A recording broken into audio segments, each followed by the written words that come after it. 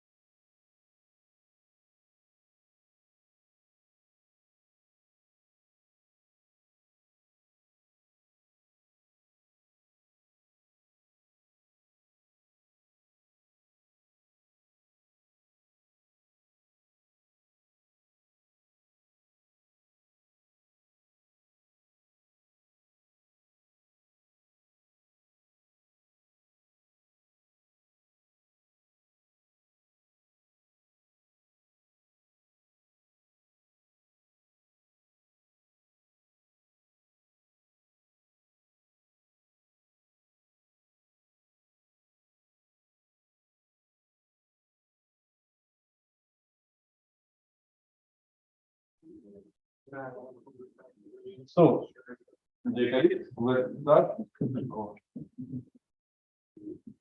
classes. And we will start with a very important topic on the delivery and radiation safety in general, not only for medical application, but in general of application of ionizing radiation. And at the beginning, I will no, I will not. Yeah. But to remind you that ionizing radiation can be very harmful, and it can cause not only direct impact on the health of the patient or medical staff, or it can be direct impact that you can observe in the first hours or days, like skin damage, or it can cause later effects like cataract or cancer. And unfortunately, there were accidents when medical procedures was not well calculated, and it caused some over irradiation of the patients, and thus the final results or consequences was very bad for their health. And just again to remind you that in the earliest history of the radioactivity, of the application of radioactivity, the people were very excited about the new unknown rays from the materials, from the uranium, from the thorium, from newly discovered radium and polonium, and this irradiation that can penetrate through different materials. People thought that it's some magic, something like this, and they believed that application of this compound, of these materials, can be very useful helpful for your health.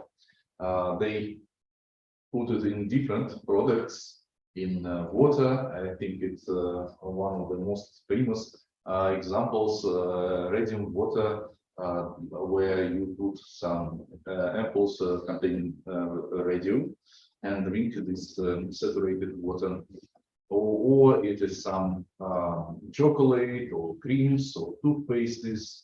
And already at that time, people who make advertisements, they use this how it is called, maybe black marketing, maybe not black, or so they used the famous family name. It's Curie.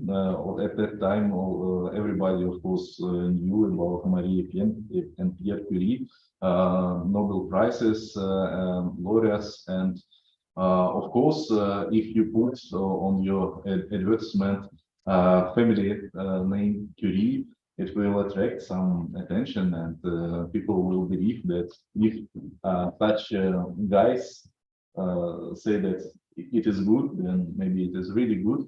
But of course, this doctor, so it is a real doctor, Alfred Curie.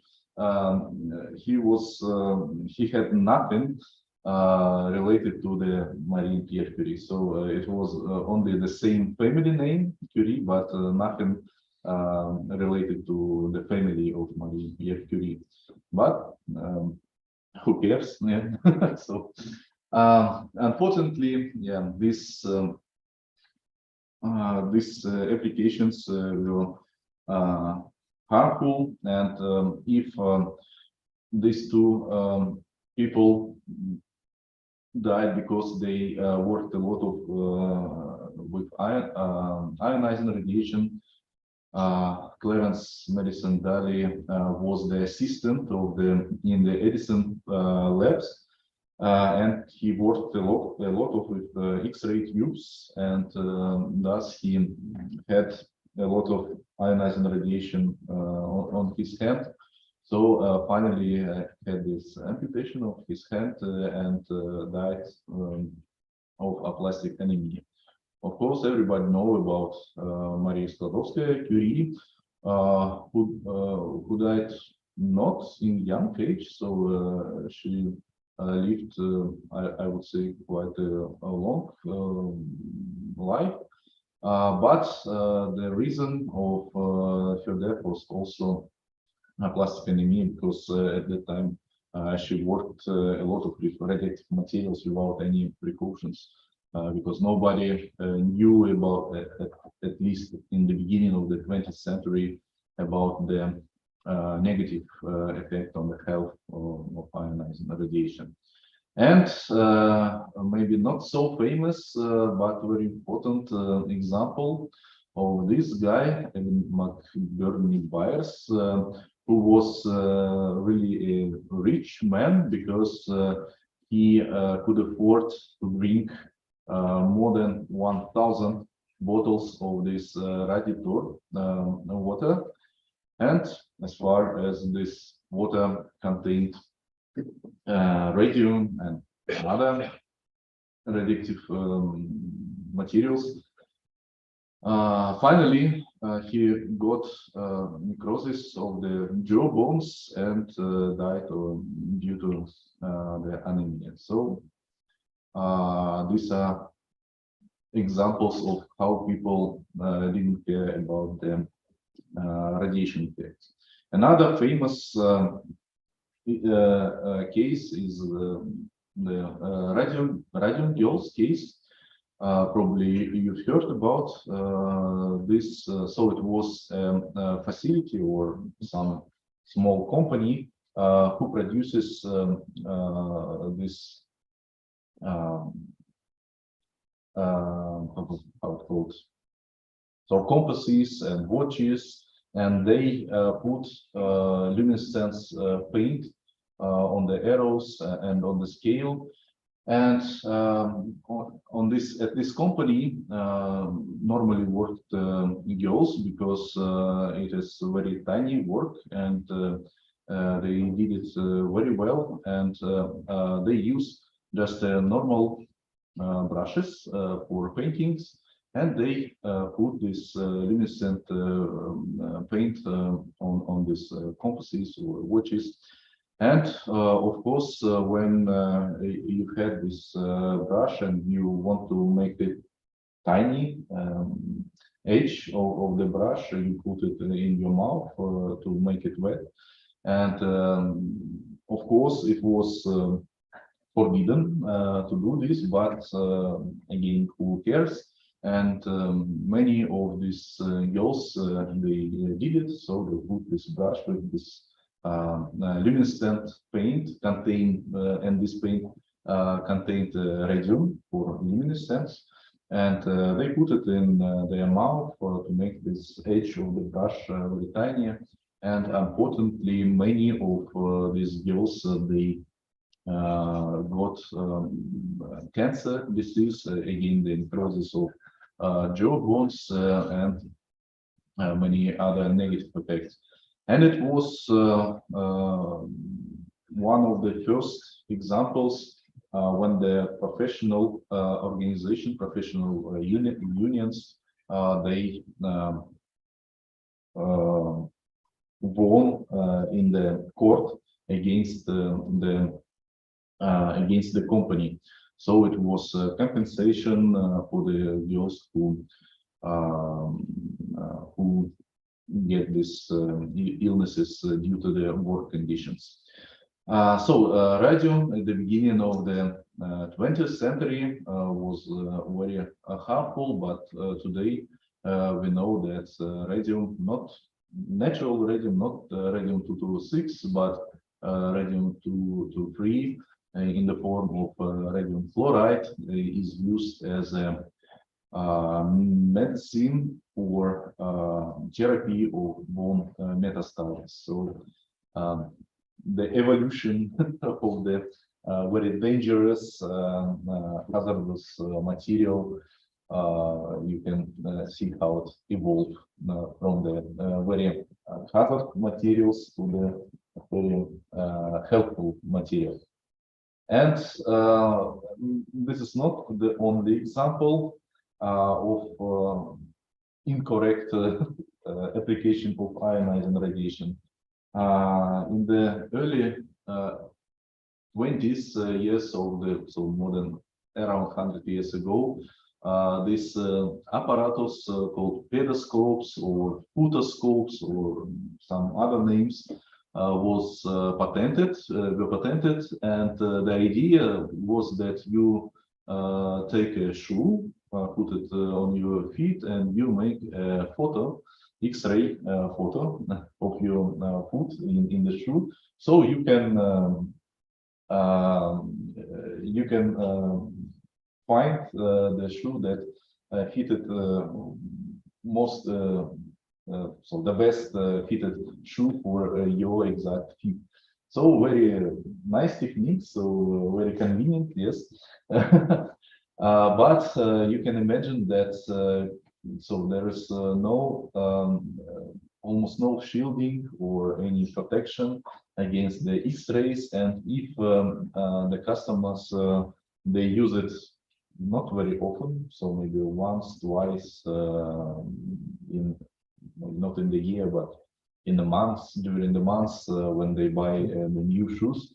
But people who were working in these shops, shoe shops, they got quite a lot of radiation dose, because they did it every day, several procedures of this X-ray examination. So in the 40s and 50s years, there were already publications about the negative effect of these pedoscopes.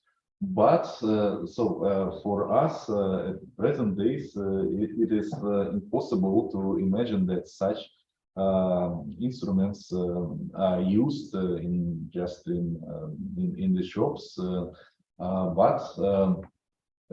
The most surprising that these pedoscopes were used up to late 70s of the 20th century. So at that time, people, of course, already knew about the negative effect of the ionizing radiation, about the X-ray irradiation, but still, due to the, let's say, not the perfect regulations, just the normative regulations, it was allowed to use such instrument. But at the end of the 70s, it was a new update of these recommendations of the normative regulations of the those limits for personnel, for citizens, and at that time it was clear that the doses, those rates that are created during application of these instruments, they're too high and they're above the limits, and so they stopped to use it. But again, so late 70s, so it's not so far away from our times. And the reasons of these applications of ionizing radiation was, of course, at the beginning, lack of the knowledge about the effect of the ionizing radiation, negative effect of ionizing radiation on the human health, on the health of living organisms. Later, it was not compliant with the safety standards. So even if the normative regulations was already published, but people at that time didn't care about these regulations. Let's say it was a really wild time, wild times, not like today. And of course, it is not correct use of different radioactive materials or different sources of ionizing radiation. If we remember how different ionizing radiation interacts with matter. Again, it's some small reminder that alpha and beta particles, they are most dangerous. They enter our body. So because they have a very short penetration range, and they the body absorbs the whole energy of these two types of ionizing radiation. But X-rays and gamma rays, they have much higher penetration ability, so they are most dangerous if they are located outside of our body, and if we have external radiation by this electromagnetic type of radiation, or if we irradiated by neutrons. So again, what are the consequences of the action of ionizing radiation on living organisms? We can divide it by two effects. Let's say indirect action. It is radical production, and thus further reaction of this very active components with biomolecules, or it is direct action or action, so it is changes in biomolecules, proteins, in DNA, and thus result is either death of the cells or mutation of the cells. So if we look on how the energy is absorbed or deposited in the material, we can see that the main effect is caused by directly ionizing radiation. So directly ionizing radiation, it is a radiation that brings the charge in the material. So it is some charged particles, either electrons or positrons, or it can be protons, neutrons, alpha particles, so any charged particles. And when we are looking on the effect of indirectly ionizing radiation, so it is X-rays or gamma rays or neutrons, the consequences of these interactions of indirectly ionizing radiation is always formation of the charged particles. So the effect is always caused by the charged particles on our organism or on our cells. These effects can be ionization or excitation. So it was, I think, the first lecture given by Dr. Matveev during this school. And these effects, ionization and excitation, they further cause these negative biological effects. So, but again, just to remind you that indirectly ionizing radiation causes the production of charged particles, and these charged particles further effects on our living cells. So the radical production mainly radical produced mainly due to the radiolysis of water, because water is the one of the main components of our organism. So more than 60–70% by mass is water. So of course, the more components you have, the higher the probability that this component will be irradiated and take the energy from the radiation.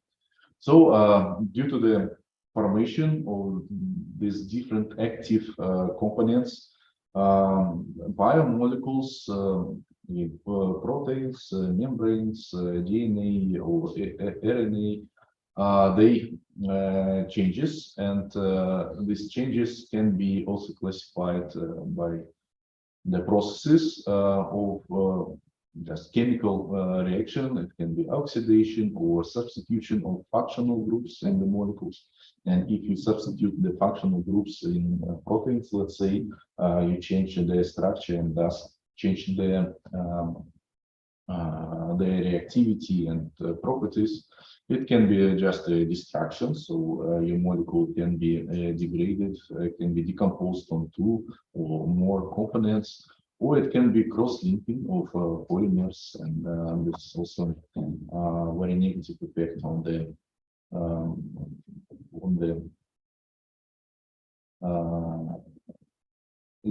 life of the of the cells. So as a result, it is a disruption of the normal activity of the cells and organs and the body as a whole. So we are starting from cells, organs, and the body as a whole. And one of the most sensitive parts of our organism is DNA. I would say that's all the components in our organism that's divided often. They are sensitive, and as far as DNA is participating in the dividing of the cells, of course, it is one of the most sensitive components. And the structure of DNA is very complex, and probably you've heard that one of the recent Nobel prizes were given to the scientists who describe the mechanisms of the reparation of DNA.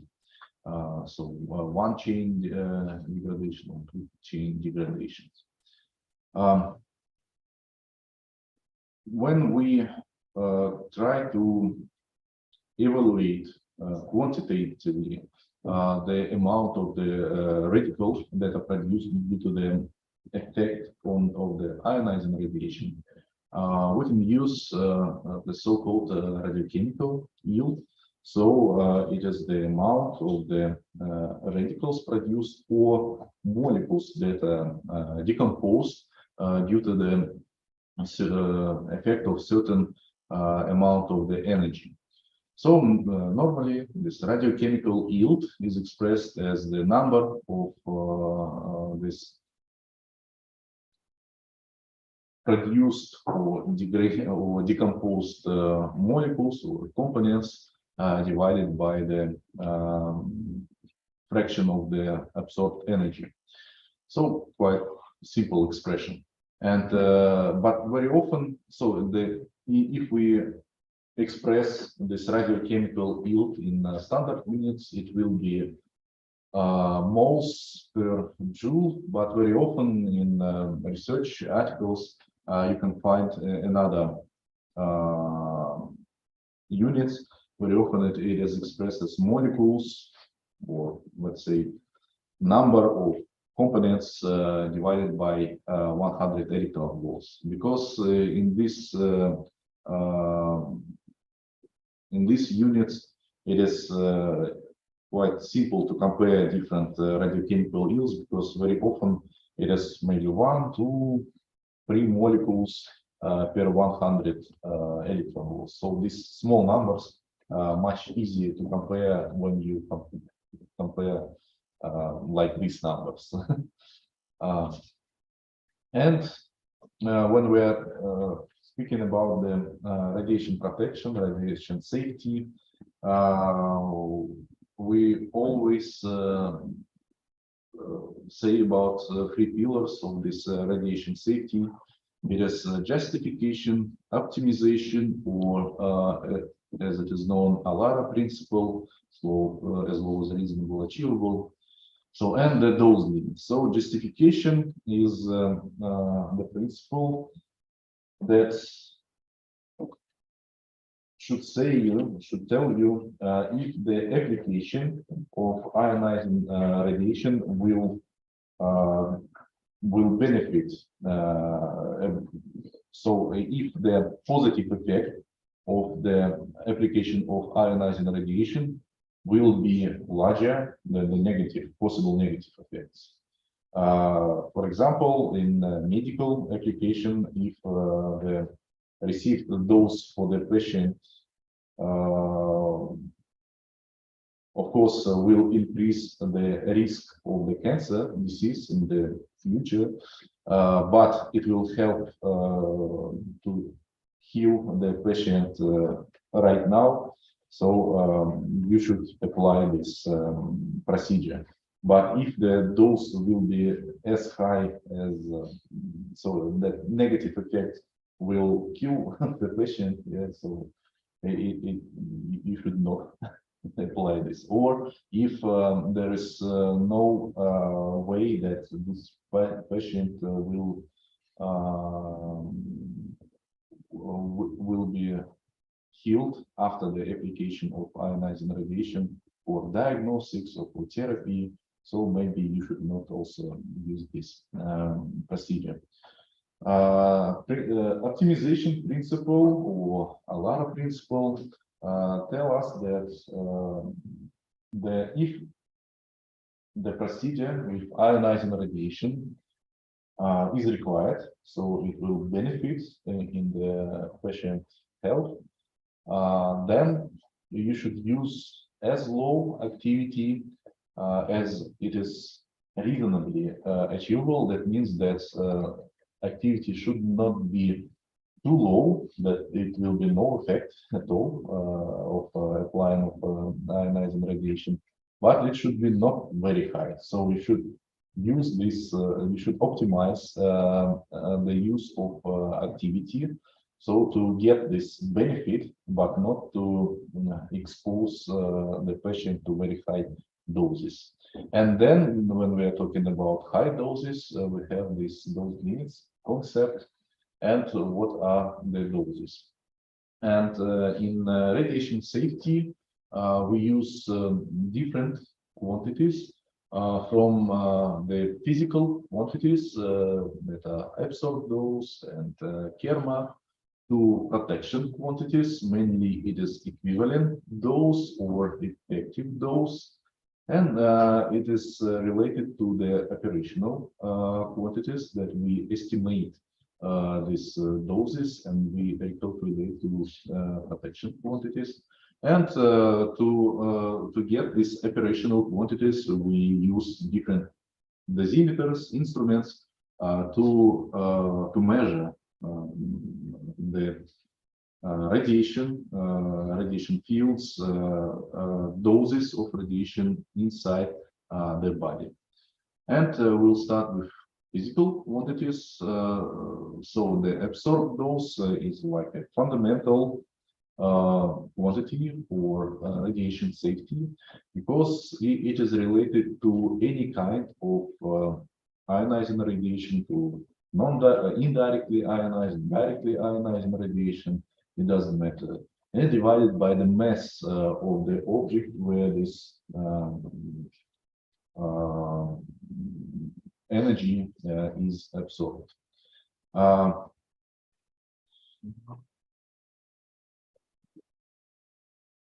And the unit for absorbed dose is gray, so it is joule per kilo, and it is named after the physicist Louis Gray.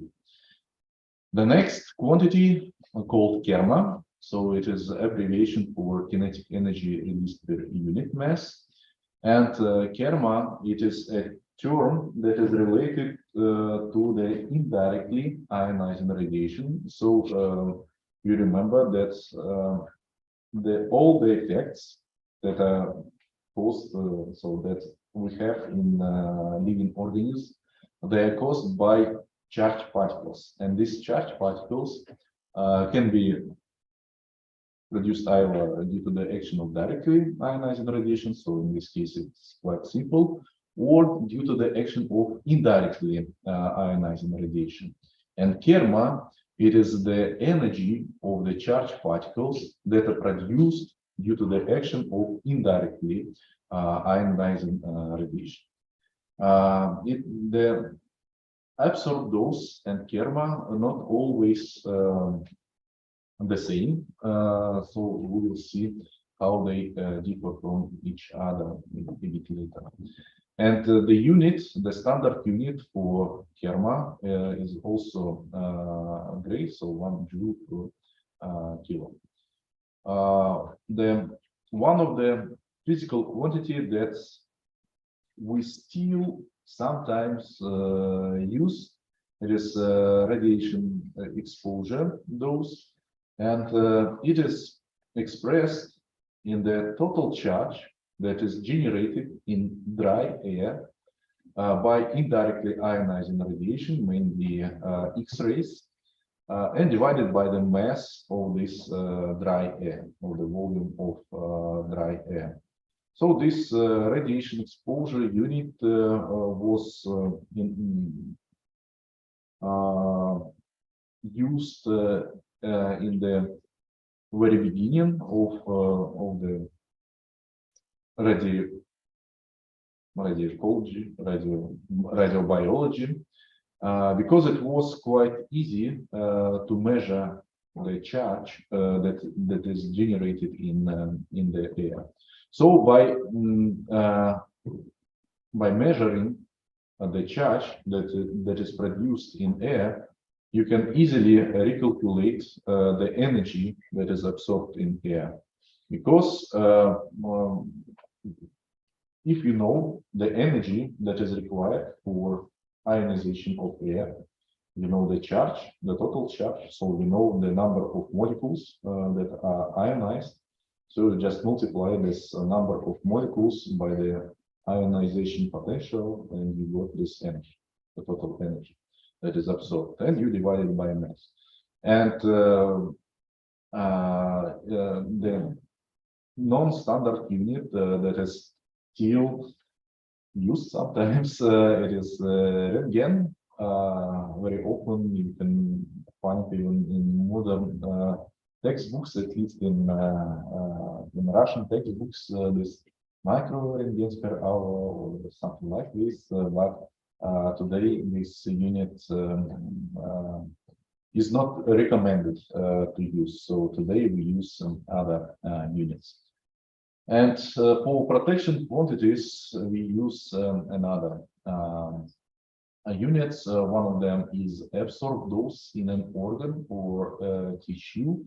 So why is important? Because when we treat the patient, very often, as you saw from the previous lectures, the radiopharmaceutical is concentrated in one specific tissue or organ, and thus you need to calculate not the dose to the whole body, because it will be lower than the dose in organ, because in organ or specific tissue you have a concentrated radioactivity, and thus the dose that your organ or tissue will get, you can underestimate it if you just divide the whole radioactivity by the mass of the whole body.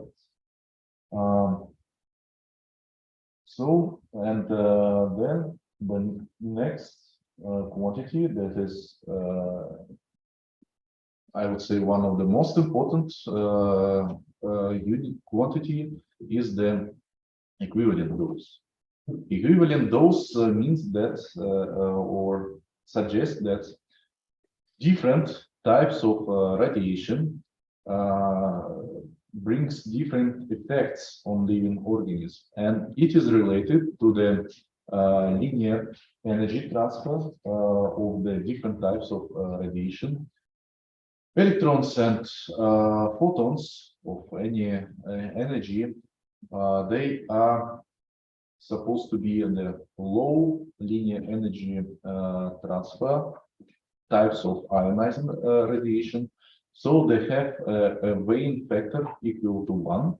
So that means that if we calculate or we measure the dose in the tissue or organ, we can it will be equal to the equivalent dose. So the absorbed dose and equivalent dose in this case will be equal, but it is only in the case of electrons and X-rays or gamma rays. If you have your radiopharmaceutical with alpha emitter, then you should multiply your absorbed dose by the weighing factor equal to 20.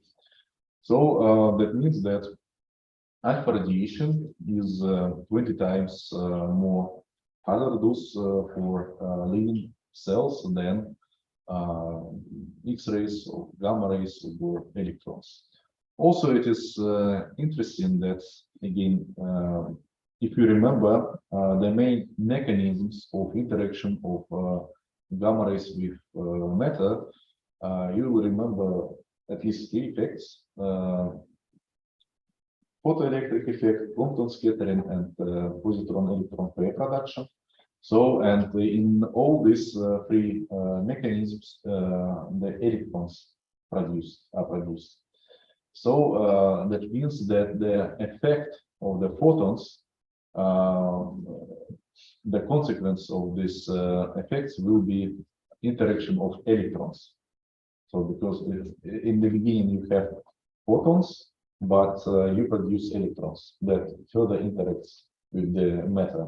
So that means the effect on living organisms of photons and electrons will be the same. And you can see it also from the Weyl factor. For neutrons, it depends on the energy of the neutrons. It has a maximum in the energy of around 1 mega electron volt. So it started from the low Weyl factor, equal around 2, and then it reached even higher, maybe 22 something Weyl factor, and then it decreases again for fast neutrons. Because again, the faster the neutrons, the lower the cross sections of interaction. So the maximum is around 1 mega electron volt. Yeah, and the unit for equivalent dose now it is 0. So named after the radiobiologist Zero. The next important quantity, protection quantity, it is effective dose. Effective dose. So if equivalent dose supposed to have to see the difference between different radiation types, then effective dose takes into account the difference in the sensitivity to ionizing radiation of different organs inside our organism. So again, due to the different metabolism, due to the different rate of the division of the cells in the organ, is different tissues and organs have different sensitivities. The higher the Weyl factor, the more sensitive the tissue or organ. So we can see that our bone marrow. So this on Russian it's red bone brain, yeah, where our erythrocytes are produced, is one of the most sensitive organs. That's why one of the most popular cancers due to the irradiation of the people is leukemia of different types, because this organ is affected at the first, I would say. So these Weyl factors, it is not absolute Weyl factor. It is a relative Weyl factor, because the sum of these Weyl factors is equal to 1, so it is the whole body. And these Weyl factors, they simply show us the different sensitivity of the different organs and tissues inside our body. So this concept of effective dose can be represented in this chart. So we going from the absorbed those in organ or tissue. Then we recalculate the equivalent dose from this value, and then taking into account the sensitivity of these different organs, we calculate the effective dose for our organ, not for the whole body, but for our specific organ. And what are the limits? So those limits concept brings us those limits, some certain numbers, and if for workers in our system, we call it personnel or staff of category A or category B. We have two categories. It is 20 millisievert in average, average in 5 years. So in one year, in any single year of these 5 years, the maximum dose can be as high as 50 millisievert. So it is equivalent dose. And for public or normal citizens, this dose is 1 millisievert. Again, it is average in the 5 years in a row. So in one single year, it can be as high as 5 millisievert. But in average in 5 years, this dose should be less than 1 millisievert. So for different organs or tissues, you can see that this dose can be different. And for eyelids or especially for hands and skin, it can be as high as 500 millisievert per year. For workers and for public, it can be 50 millisievert. And in Russian regulation, it is established that the staff of category A is working 1,700 hours per year. Of course, it is ideally, not in reality. In reality, of course, this hours much larger number.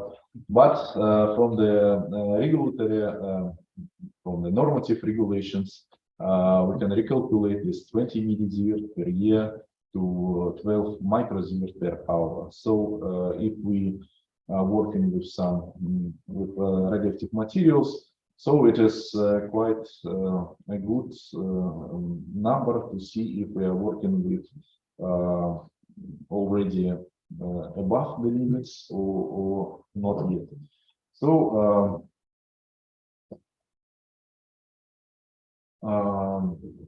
of course, it is only a number that show us some, let's say, range of activity or those rates during our working day, but you can work with those rates even 100 microsievert per hour. But in this case, you should work not very long time, yeah, not so maybe 1 hour will be enough. So you should calculate your dose at the end of the year. So we have in Russia this normative to check the doses that we get every 3 months. I think in Belarus the same. I don't know in other countries, but yeah, in Russia, and I think in former USSR republics or countries, it is more or less the same. So every 3 months, we should check the personal dose. And we have this report at the end of the year. And in this report, the number should not exceed 50 millisievert in any single year, or in 5 years, not more than 20 millisievert. And I know that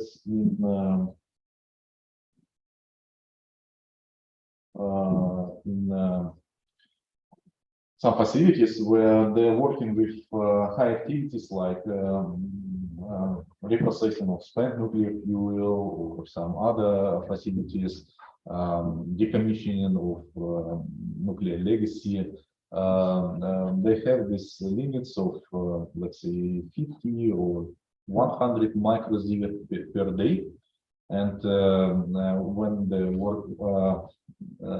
worker reach these limits,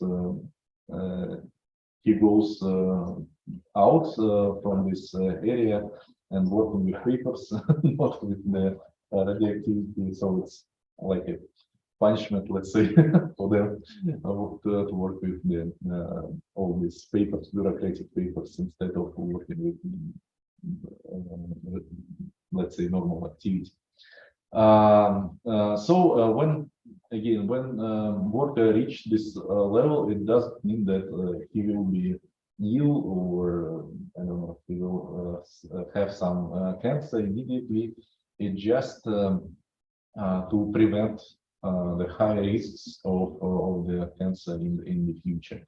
And if the worker got the doses above these limits, of course, it will be a lot of problem for his boss, who allowed to get these high doses. So usually the chiefs or safety guard, they prevent such high doses for the personnel. Yeah, I will speak a bit later about the dosimeters. So, and operational quantities, it is calculated or estimated ambient doses and personal doses. What is it? It is estimation of the doses inside the phantom body. So for ambient dose, it is a tissue equivalent phantom. It is a sphere with the radius of 30 centimeter, and this ambient dose equivalent calculated or measured in the certain distance from the surface of this phantom, and the radiation field is the same as the radiation field inside the room where the worker is working, the personnel is working, or it can be either the calculation or simulation of this field of radiation, or it can be direct measurement inside the simulated radiation field. So this tissue equivalent is equivalent to our tissue, so it consists of some polymer contain oxygen, hydrogen, carbon, and nitrogen in these proportions by weight percentage. It has this average charge of the atoms that is equal to average charge of our tissues, with density equal to 1 gram per cubic centimeter, so per milliliter. And again, these different distances from the surface of the phantom is equal or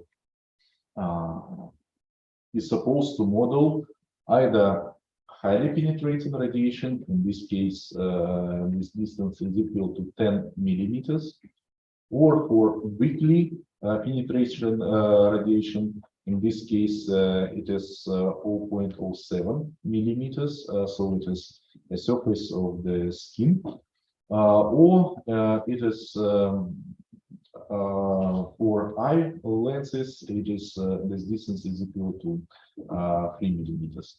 But of course, our body is not really spherical.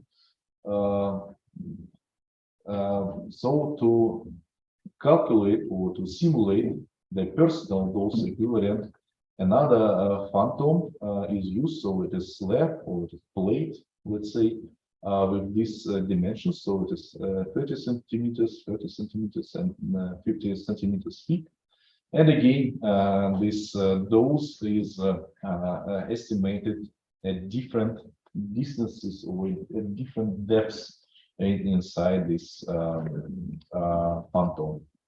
So, yeah, here it is this different distances to estimate the doses from the radiation field. So simulated radiation field that is equal, this field, this dose rates, this direction of the field of the ionizing radiation is equal to the conditions where the personnel or is working or where the patient is located. So, and then from these operational quantities, again, we recalculate the protection quantities. How to calculate the dose rates? So for gamma source or point source, it's quite simple. If we know the energy of the gamma rays or X-rays, we can calculate this constant, gamma constant, using this expression. So P here is if we are using radionuclide, specific radionuclide, then we know the probability of the emission of the gamma lines, of the specific gamma lines. And this coefficient mu, it is the absorption coefficient in air. So it is tabulated values for different gamma energies. Or if we are using, for example, this X-ray produced by the stopping of the electrons and this branch traveling radiation, then we put this energy also, or average energy of the photons produced. In this case, P is equal to 1, but this absorption coefficient in air again is the same. So not the same; it depends on the energy of the photons. But of course, our tissue is not equal by density, at least, to air. So we have to recalculate then this dose or dose rate in air to the dose or dose rate in tissue. In this case, we take the ratio between the absorption coefficient in tissue and in air.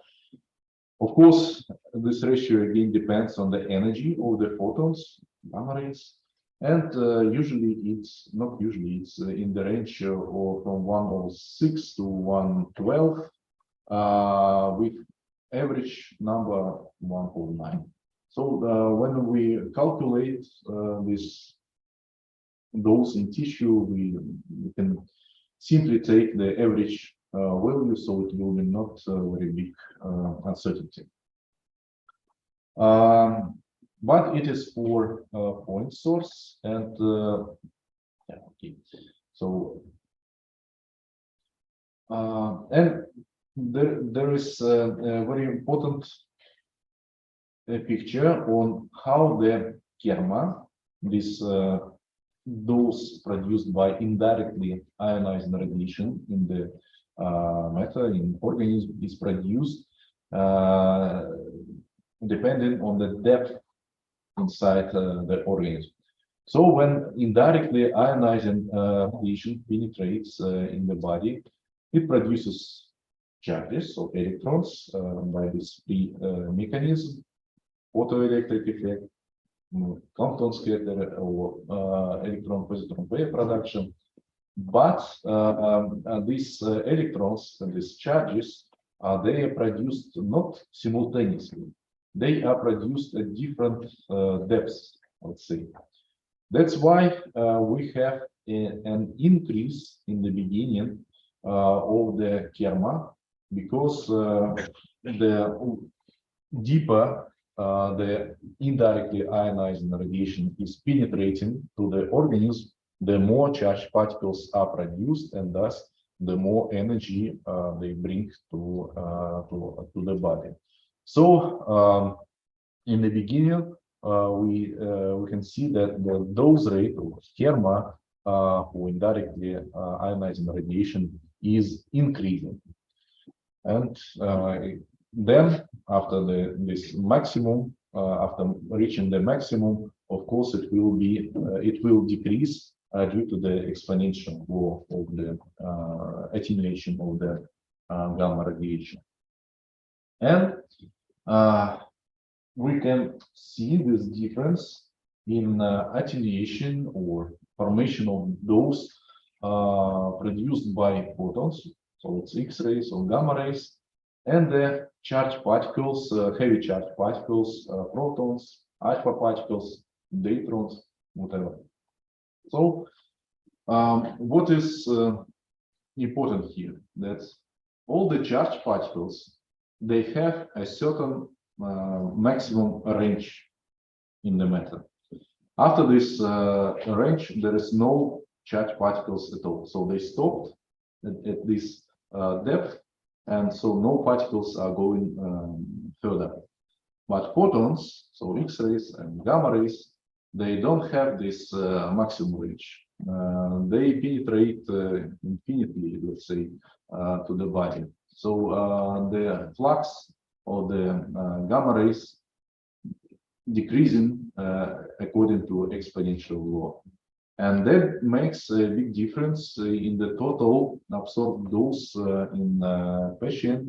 So if we use X-ray or gamma knife, so again, this several rays that are meeting each other at certain point, and we we summarize these beams, and we summarize the total dose. You can see that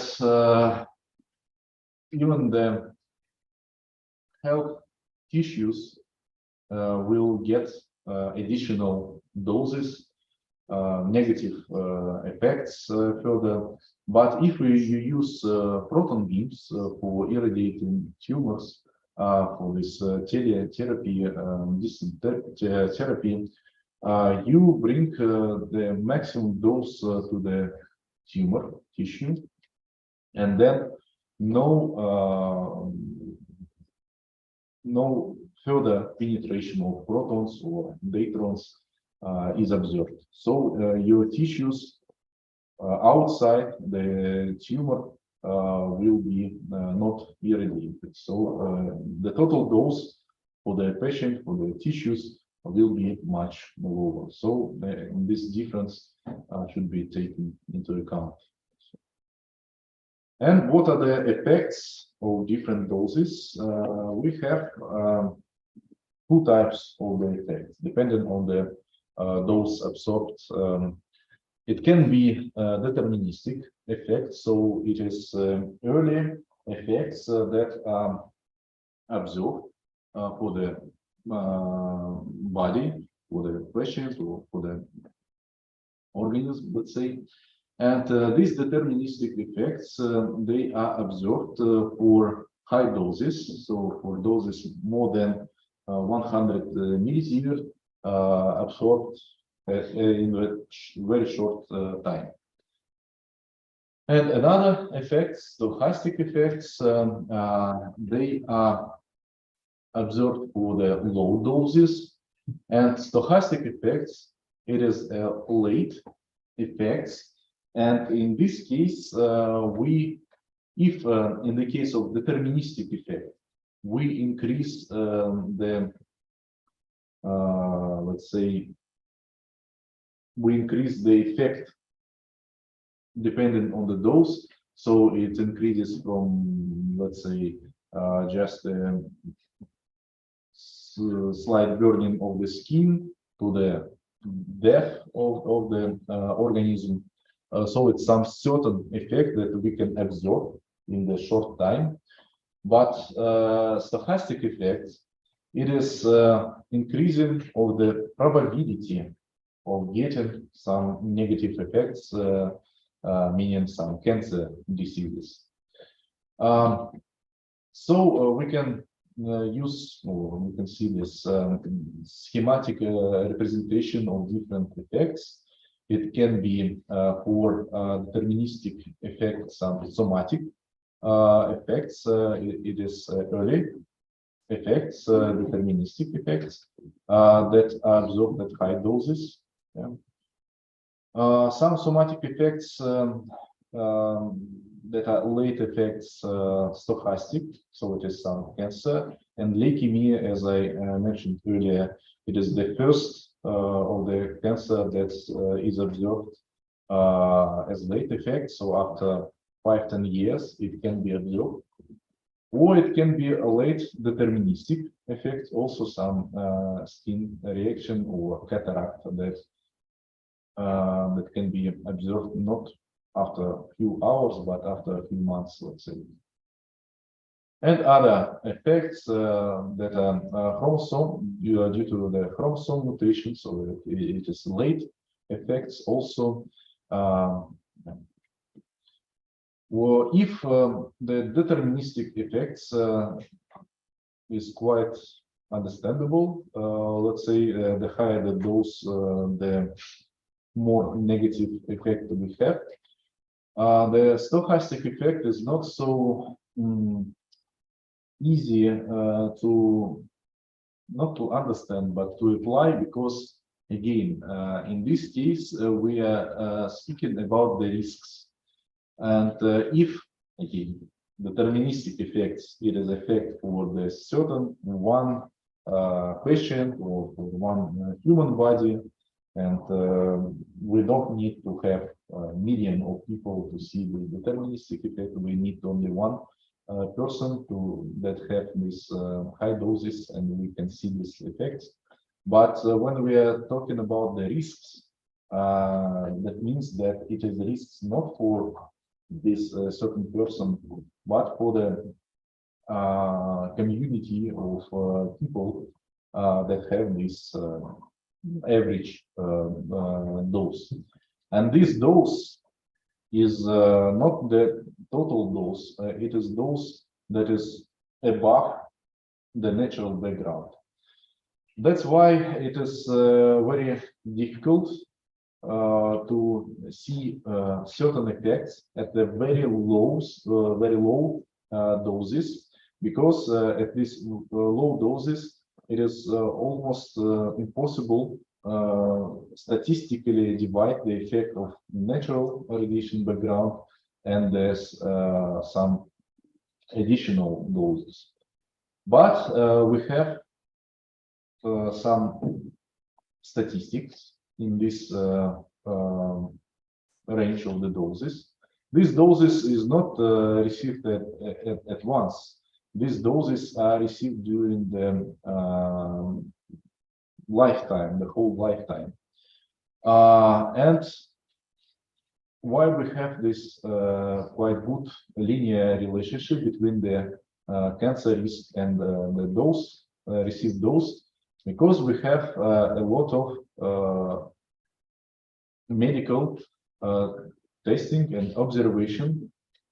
First of all, it is they are people who survived the bombing in Hiroshima and Nagasaki. So these survivors of the nuclear bombing,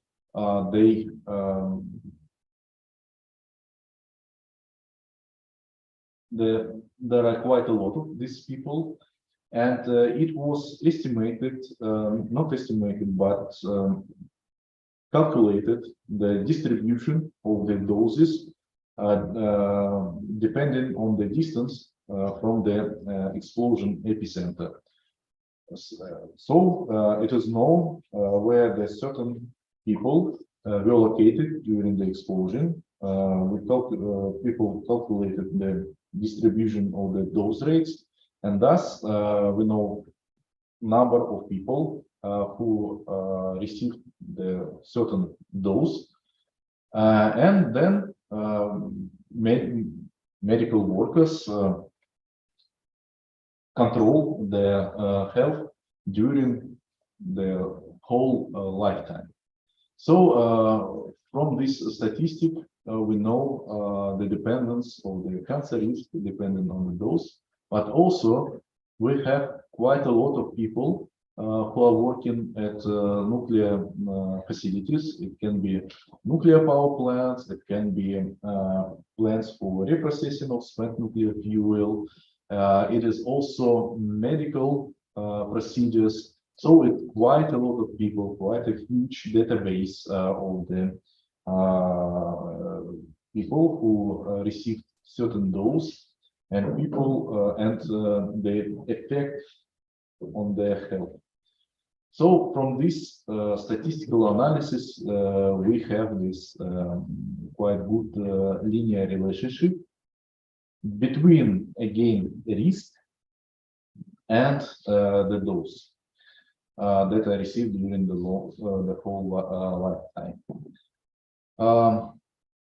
But in this area, you can see this at least 3 models, but there are more models, so even more, not only these 3. So one of them is linear, so it is the approximation of this linear model to the point 0, so the beginning of the axis. And this is called a linear non-threshold model. So we assume that any increase of the doses will increase a risk of getting cancer. So quite simple assumption. But there is another model, and that is called Hormesis model. Hormesis in general, it is a positive effect. So you can see the positive effect. So it is negative cancer risk. So it is positive for human health. Positive effect of the small doses of hazardous parameters or components. So it is known that some poisons can be used as medicine at very small concentrations. And the same idea is here. So people who, I would say, believe in this model, who use this model, they say that the small doses of radiation, they make like stimulation of the immune system, and that's why you have a positive impact of the small doses, so your immune system always stimulated. Another model that is called supralinear model, you can see that small doses here have more negative effect than a linear model. Why? Because people who believe in this model telling us that at small doses, our organism cannot feel the impact of these small doses, and thus immune system is not responding to these small doses. But the small doses, they are accumulated, these negative effects of small doses, they're accumulating in the organism, and thus, but organism doesn't feel these negative effects, and thus small doses are even more hazardous than linear model estimated. So there is no statistical confirmation or approval of any of this model. That's why you can see that it is not a straight line, but this dash line. But we need to evaluate the effect of the doses in this region of small doses. That's why it is recommended by International Committee of Radiation Protection to use this linear non-threshold model to have any model for estimation of this small negative effects of the doses. And there are effects, deterministic effects of the doses that we can get. So in this case, you can see it is in gray, so it is in absorbed dose, but because very often people get these high doses due to the external radiation by gamma rays. Yeah? So you can, and you remember that Weyl factor for gamma rays is equal to 1. So that means sieverts and grays in this case is the same. Of course, there are some very few. I know only one example of internal irradiation to high doses, sleeping case due to the poisoning by polonium 210. I know only this example, honestly. I know, no, it's not the only example. There are few examples of workers in reprocessing, specifically fuel facilities, because they can have this small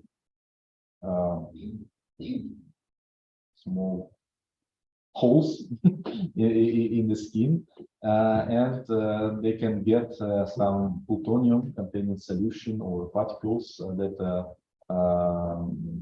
absorbed in this hole, and they didn't care about it. And after some time, they have necrosis of this part of the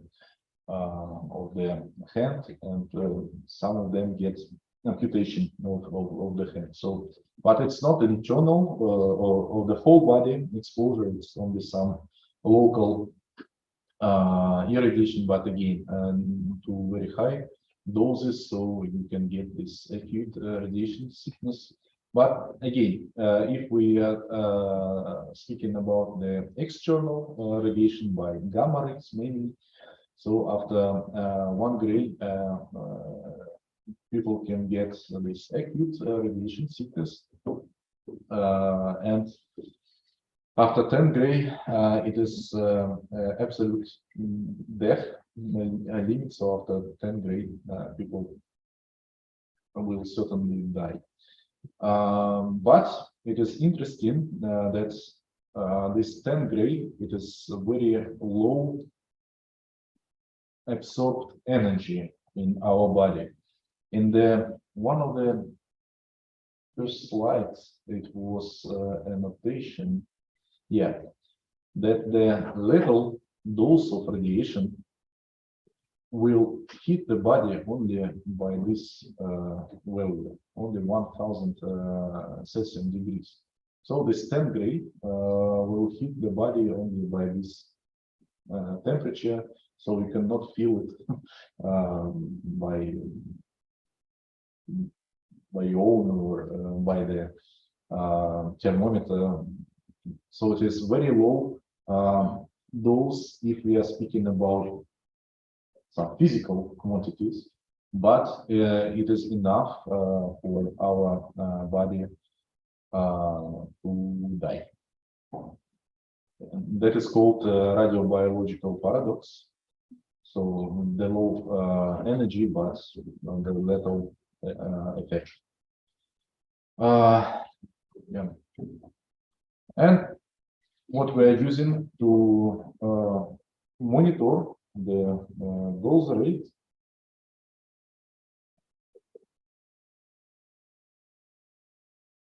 I think I will finish soon with this presentation. Unfortunately, I have this information that our second lecturer will not come. He's sick.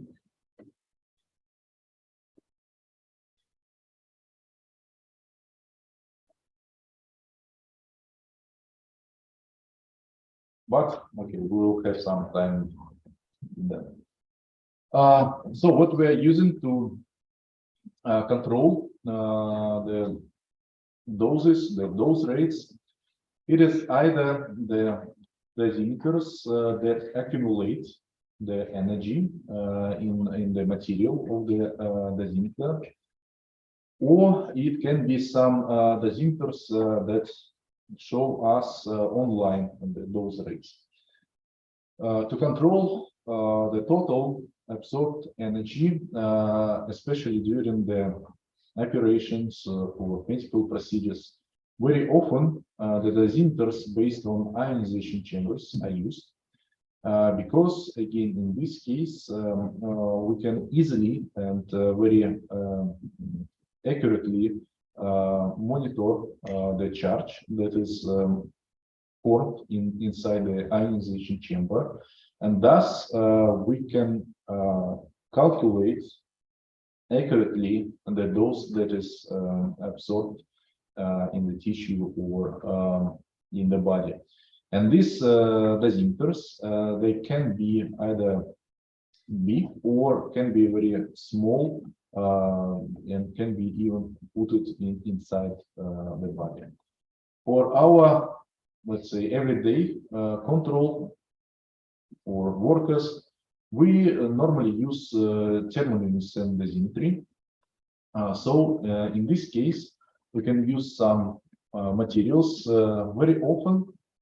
I would say mainly it is lithium fluoride, because the average effective charge of the lithium fluoride is very close to the tissue, so not the same, but that's very close. So lithium has charge 3 and fluoride 9. So in average, it will be around 6. And if you remember, this tissue equivalent have average charge 6.5. So it is more or less the same as the tissue. That's why it is very convenient to use it. It is doped either with magnesium or titanium to produce the centers of the disordered centers that can accumulate this energy and emit light during heating. Yeah. So this thermoluminescent means that material absorbed some energy, and then during the heating thermal, it emits light, and we detect this light, the spectrum of the emitted light, and recalculate the amount of energy that is accumulated in the material. So you can see there are different kind of materials depending on the sources of ionizing radiation. It can be gamma rays or X-rays. For X-rays, we need to use the materials with higher average charge, because X-rays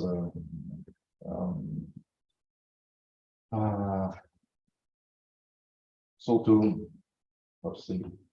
to see effects of X-rays, we need the more dense materials, or it can be some boron containing materials to see the effect of neutrons. These dosimeters can be very small, so normally it's small tablets, a few millimeters in diameter, that is placed in different cassettes of different design. Here in radiochemistry division, we have these types of the cassettes. Inside, we have the same lithium fluoride tablets. And again, these thermoluminescent dosimeters, they are checked every 3 months, at least in configuration. Another types of dosimeters that is now so now they don't have such a, they are not so popular as thermoluminescent dosimeters, but becoming more and more popular. It is optically stimulated luminescence dosimeters. So in this case, the material is current. That is again accumulated some energy inside the material, and then it is treated not by heating, but by irradiation with laser, and all these defects they annihilate, let's say, and they emit visible light. So in this case, you don't need to heat the material, and it can be used more times than the conventional thermoluminescent material. But the drawback of this material is the effective charge that is much higher than the tissue equivalent. So in this, but yeah, some effects. There are plenty of other dosimeters. One of them are used for high doses, like Flicker dosimeters, or other chemical dosimeters can be used for high doses. But today, this polymer dosimeters, they are, I would say, developing more and more, and they are supposed to be applied inside the body. So you can cover, let's say, the organ with very thin polymeric film, and after the treatment, you can take this film and analyze the distribution of dose and the amount of the received dose. Very small dosimeters that can be also inserted inside the body is diode dosimeters, and yeah, some other, I would say, rather famous dosimeters. It is films, X-ray films that are used. So here it's for diagnostics, but they also can be used for estimation of the doses. And many other materials that are now developing. They are based on nanodiamonds, on optical fibers, etc. This miniaturization, the main idea is to use these dosimeters in situ inside the body during the operations. For medical personnel,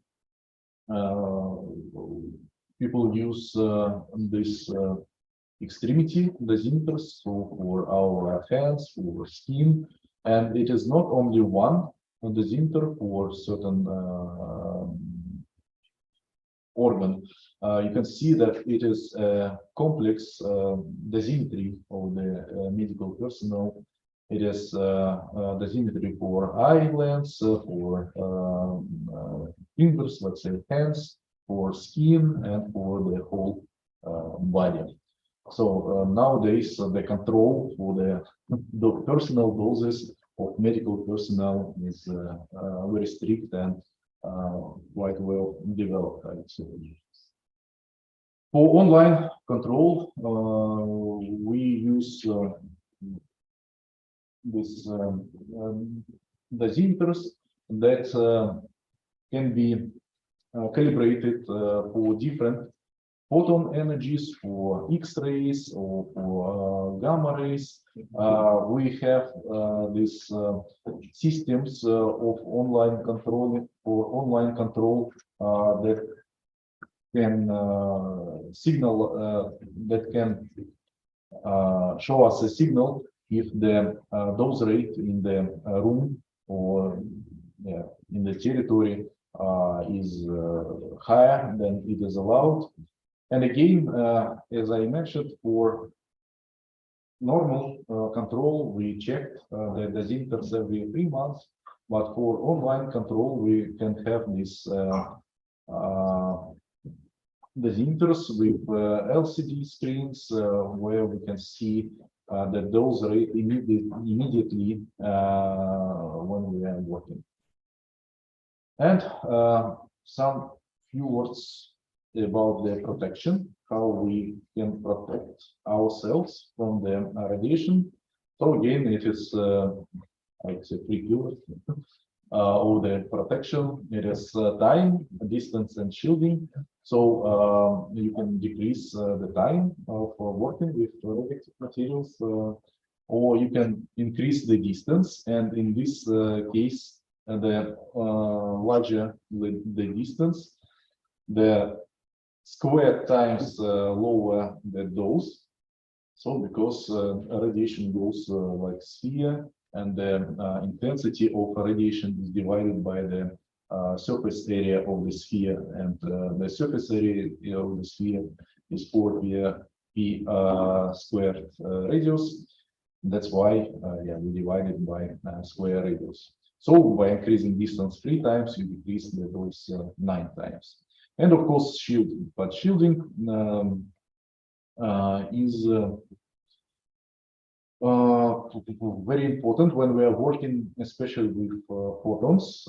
In this case, we are using lead or glasses which contain lead. So it's comparison of the thickness of the lead-containing glass to the normal glass without lead, the thickness that we need to use. And in these facilities where the irradiated targets are processed, we use these hot cells. And for different types of ionizing radiation, we use different radiation protection. For alpha particles, if we are working with alpha emitters, due to their small range, we use gloves, of course. And if we are working with not only with solid particles, materials, but also with the solution, because solution can have these aerosols, and you can breathe it also. So it is required to use respirators.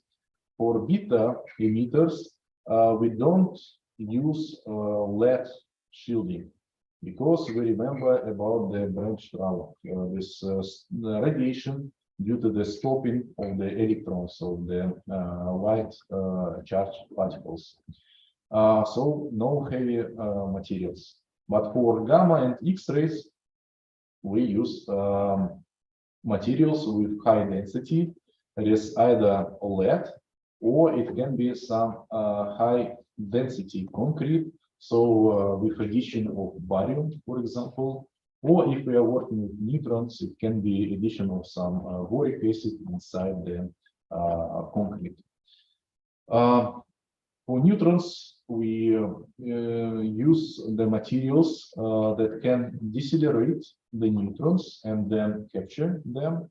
And the best materials for the deceleration of neutrons is the materials that contains a lot of hydrogen. So it can be just water reservoir, or it can be some plastic, or even wood. Of course, nobody will use wood because of the fire, dangerous of fire and explosion. But some polymeric materials can be used. And to capture the neutrons, we can add some cadmium or boron. So it is some representation of these different materials taken from this site.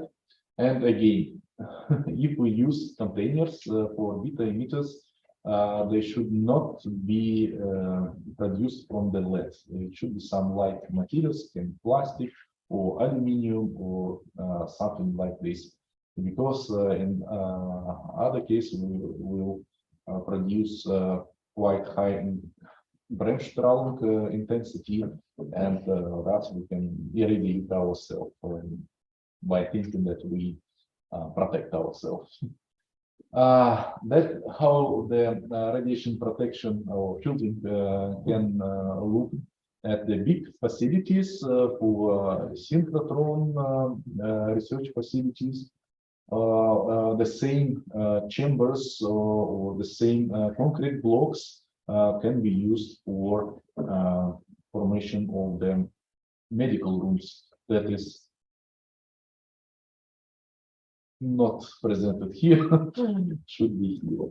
Okay, so it is. It was supposed to be the last slide. Yeah.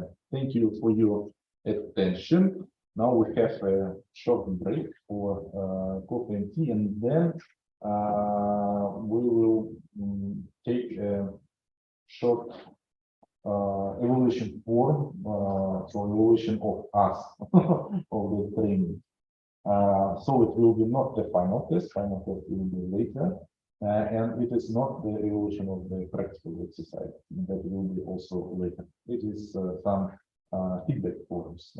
So now please take some rest, and I will give you these forms in 10-15 minutes. Okay.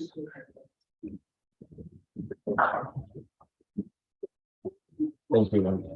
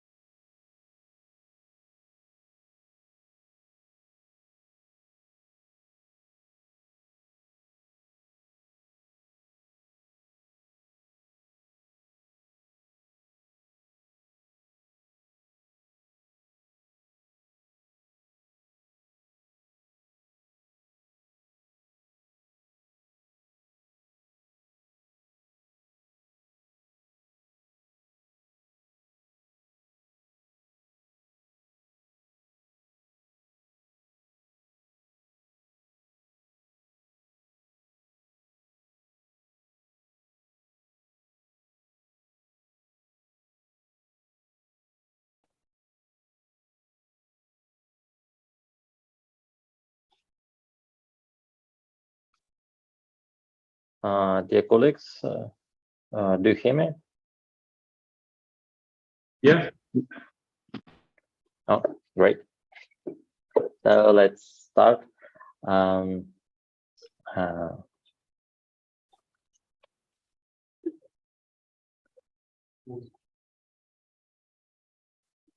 sorry, can you allow me to make the demonstration, please? Evgeny, do you have some presentation or? Yes, sure. Yeah, okay.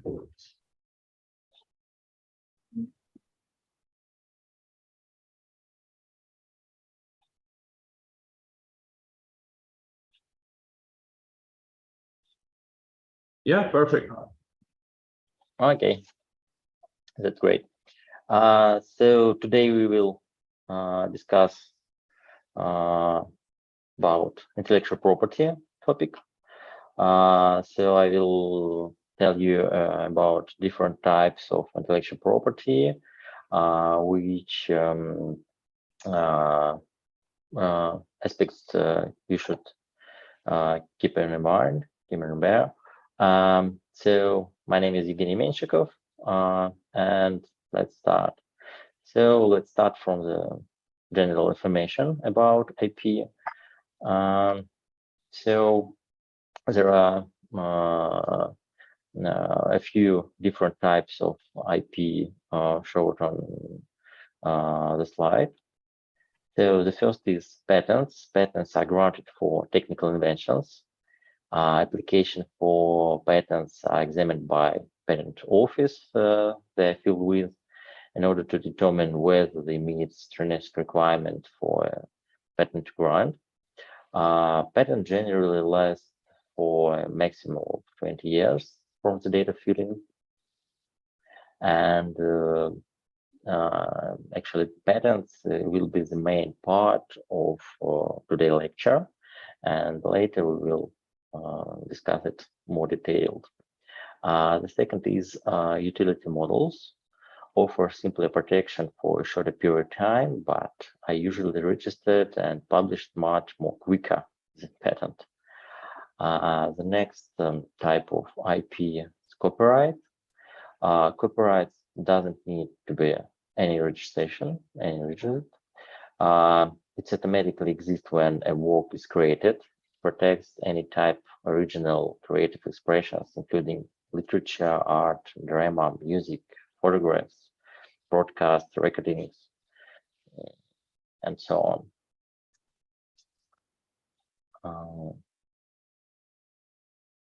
The next type of IP which we will discuss, talking about this is trademark.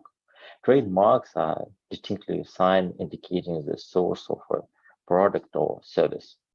They include, for example, names, logos, colors applied to owners' products or services, which distinguish them from other products or services provided by competitors. The next one, registered designs. Registered designs protect external appearance of product. They don't give any protection for technical aspects, just for view. They include new patterns, ornaments, shapes. To be officially registered, designs need to be original and possesses individual character distinctive. The artistic aspects of design may also protect by copyright.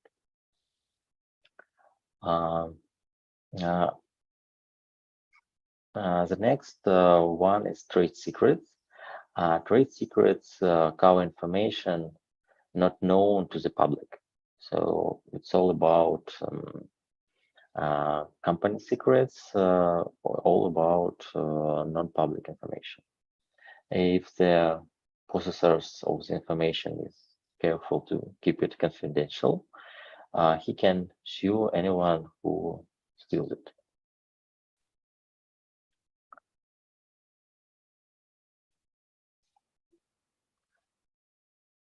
So this slide shows that a wide range of intellectual property that can be involved in protecting a single product in a single mobile phone. So you can see here a lot of trademarks, a lot of copyright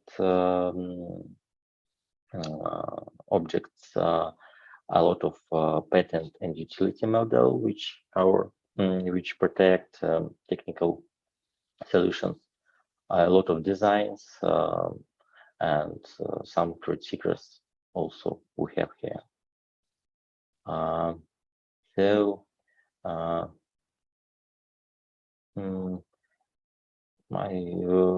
So if we will tell about importance of intellectual property, so without IP, many innovative projects wouldn't be profitable because anyone who wanted could simply compare the results. That slide gives some examples of companies which IP give benefit for the companies.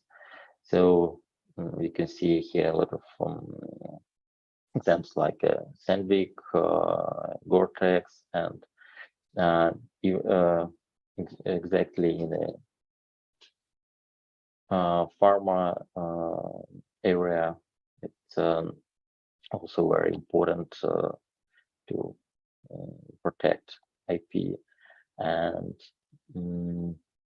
also you can see that there are some cases with open license, GPL, like the general public license, or Creative Commons license. So IP needed to enable release IP into the public domain under controlled condition. For example, if you use GPL license, for example, for Linux, you can use Linux, you can update it, but you need for your updating product also keep the same license agreement conditions which you use for taking the initial product. Also, Creative Commons license. This is the common rules which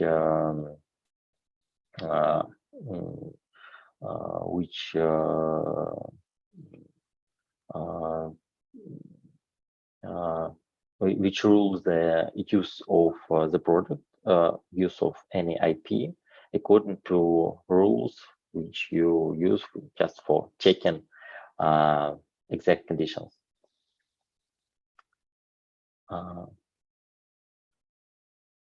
So the IP system. Whenever your product is successful on the market, it's very likely that competitors will attempt to make similar or identical product. So the innovator will probably have invested significantly in developing the new product, establishing the supply chain for production, running marketing companies, and finding distributions. Competitor benefits from the efforts. They have greater market access, a better connection with the distributors, and access to cheaper primary sources. As a result, they are able to offer the product at a cheaper price. Innovators are then under heavy pressure and may be driven out of business, while competitors get a free ride and back on their creativity. The IP system is there to help innovators protect their inventions, technical solutions, designs, brands, artistic works, and so on. It provides them with ownership with their work and the right to exclude competitors from a production, import of sale, infringing goods. So let's start detailed discussion about patents. So the first question, what is the patent? A patent is sometimes considered a contract between applicant and society. Applicants and patent owners are interested in benefiting personally from the inventions. They have the right to prevent other from making, using, offering for sale, selling, of importing products, usage infringes their patent for a limited amount of time and the country for which patent have been granted. So we always we always should remember that patent has limitation, time limitation, area limitation. The exception of this for non-commercial purpose, for example, private academic research. On the other hand, society is interested in encouraging innovator so that better products can be made and better production methods can be used for benefits of all, protecting the innovative companies so that they can compete with large established companies in order to maintain the competitive economy. Learning to the detail of new invitations so the other engineers and scientists can further improve them, and promoting technology transfer, for example, from university to industry or from company to company, from small companies to bigger one. In return for this protection, the applicant has to reveal the invention to the public so others can build on it. As a rule, patent office publish application after 18 months. As this strategy, they become visible to everyone.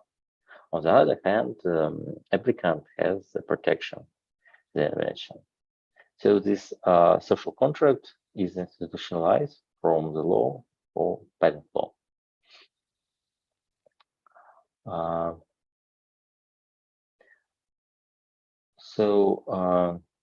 Usually patents granted for any inventions in all fields of technology, provided they are new, involved, and intensive step and are susceptible of industrial application. So this is three main principles for you if you want to patent your any technical solution. So if your technical solution is new, inventive, and has susceptible of industrial application, it's possible to patent it. I will clear about these principles. So the first is new, and new means new to the world. Means that there should have been no previous public disclosure, of the invention before the data filling. Second one, inventive step, is quite difficult to access to ascertain whether the invention involves an inventive step. It means it shouldn't be obvious. It shouldn't be obvious to imaginary person skilled in the art at the time of filling. And the third one, your solution should be possible to industrial application. It means it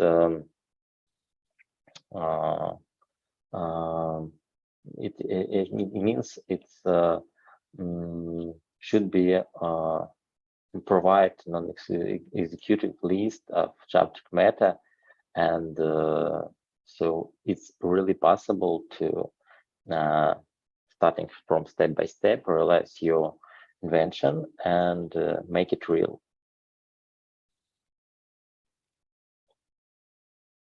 So the role of the patent system. The patent system encourages technological innovation by rewarding intellectual creativity, in providing patent owners with protection for their inventions. Patents offer them recognition for their creativity and the possibility to obtain financial rewards if they commercialize or explore their inventions.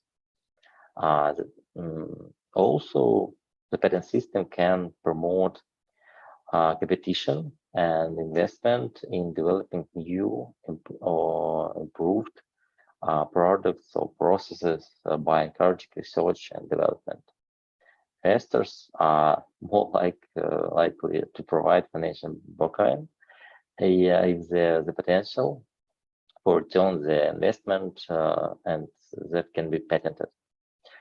So because information disclosed in patents is published, the patent system encourages dissemination of information that may be benefit to society.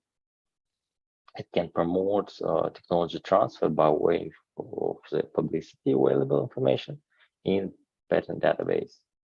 Thanks to this database, anyone can find patent technologies and they may want to access and use by themselves.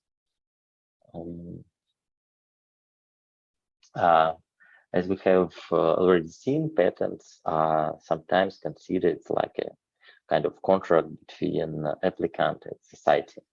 Applicants and patents owners are interested in benefits from their inventions. Owning a patent gives them a right to prevent others from making, using, offering for sale, selling, or improving the products that infringes the patent. So the exceptions to this use the patent for non-conventional purpose, including private use or academic research. And in return to this protection, applicants must reveal their inventions to the public so others can build on them. This takes a form of publication of the application by relevant patent office. So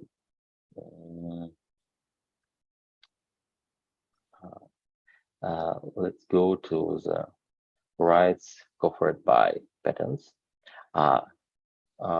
Patent owners has a right to prevent others from making, using, offering, selling, and so on, with a limited amount of time. Exceptions include for non-commercial purpose, such as private academic research. Many important technologies, such like previously CD, DVD, cell phone technology, and digital TV, are covered by numerous individual patents that companies license to each other, and a process known as cross-licensing. Cross-licensing, it means if I have one patent which cover part of the technical solution, and as a person can other patent which cover the other part, we can make the cross-licensing to using the whole product which contain two inventions. If commercializing your invention means using the intellectual property to others, you need to their permission.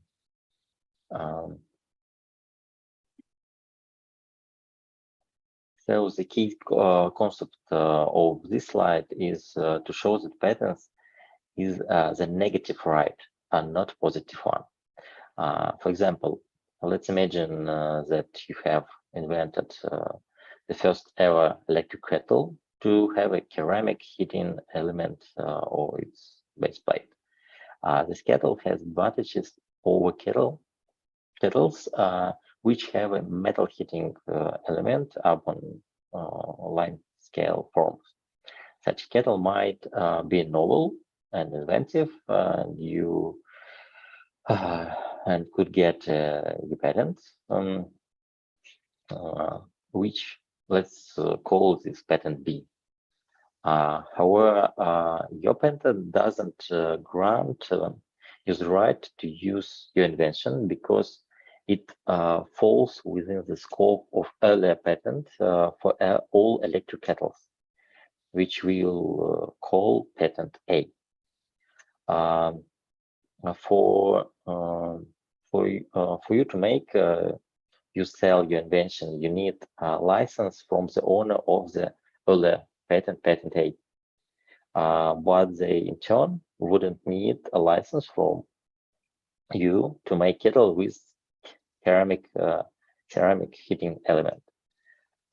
This is where you could enter in cross-licensing agreement. Indeed, this is where vast majority industrial collaboration start. Patent owners by others may overlap or encompass their own patents. In this case, you need to obtain the right to use people's inventions, for example, by a license, because you can start before you can start commercialization your own patent, and vice versa. So previously we were talking about patents, but what contain the patent-like document? So patent application can be filled by inventor or inventor's employee. Inventions are usually the property of company that employs your inventor. This is also the case of university research in many countries.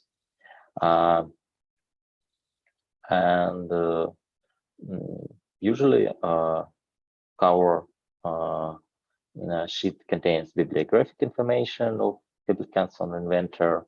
It contains abstract, drawings, details, technical classes. Technical classes, so all technical fields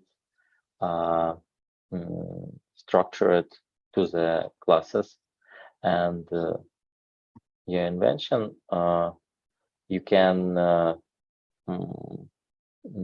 put in exact classes, and it's simple to organize all patents, all inventions, and so on. Also, patents contain abstract and a technical class, and the main part of patent, this is the claim. So the claim is the main point of protection by the patent. So usually patent contains a lot of pages, around 20, 30, maybe more, depends. But the main strengths of the patent contains exactly in claim or claims. So this is the first part of patent you should check. So this slide shows what a typical description contains. Description also refer to drawings. So also it contains prior art. So it means all technical solution before you fill in. Also it contains problem to be solved, solution, and advantages of the invitation.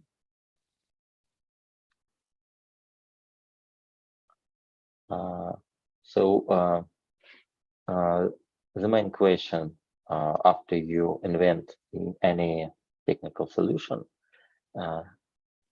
is it patent? Can you patent it or not? So here,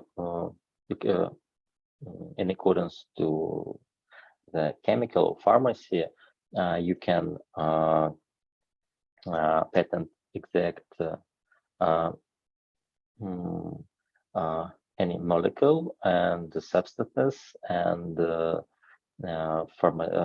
formulation and processes, methods using. Also, you can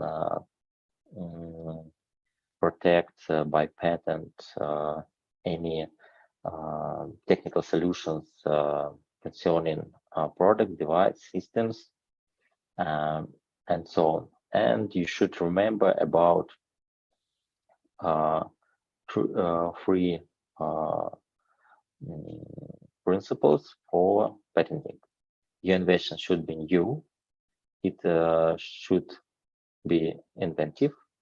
Yes, has any not obvious solution, and it should has industrial application. So, so new means that invention doesn't not form part of the state of art. The state of art in compressing everything made available to the public by means of the written or oral discussion, by use or any other way before the date of filing. So remember that date of filing is a very important point, and you should remember, and you should keep your invention confidential until you have filled your application, because your application or expert in patent office always during the analysis of your filling will be based on the state of art. And if you previously disclosure your invention partly or full, it may start problem with for patenting process.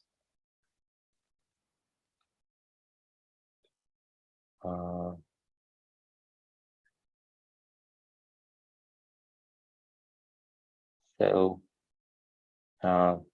if you disclose your invention before filing, so you have a risk in validating your patent application. Do you remember the social contract? If you have already revealed your invention to the public, you will have nothing to trade, so you will not get a patent, even if it was you who made the invention to the public. Okay, if you also if you disclose your invention before filing, it will no longer be considered new, and it doesn't matter which kind of disclosure. It will be oral disclosure or presentation or lecture or printing or so on.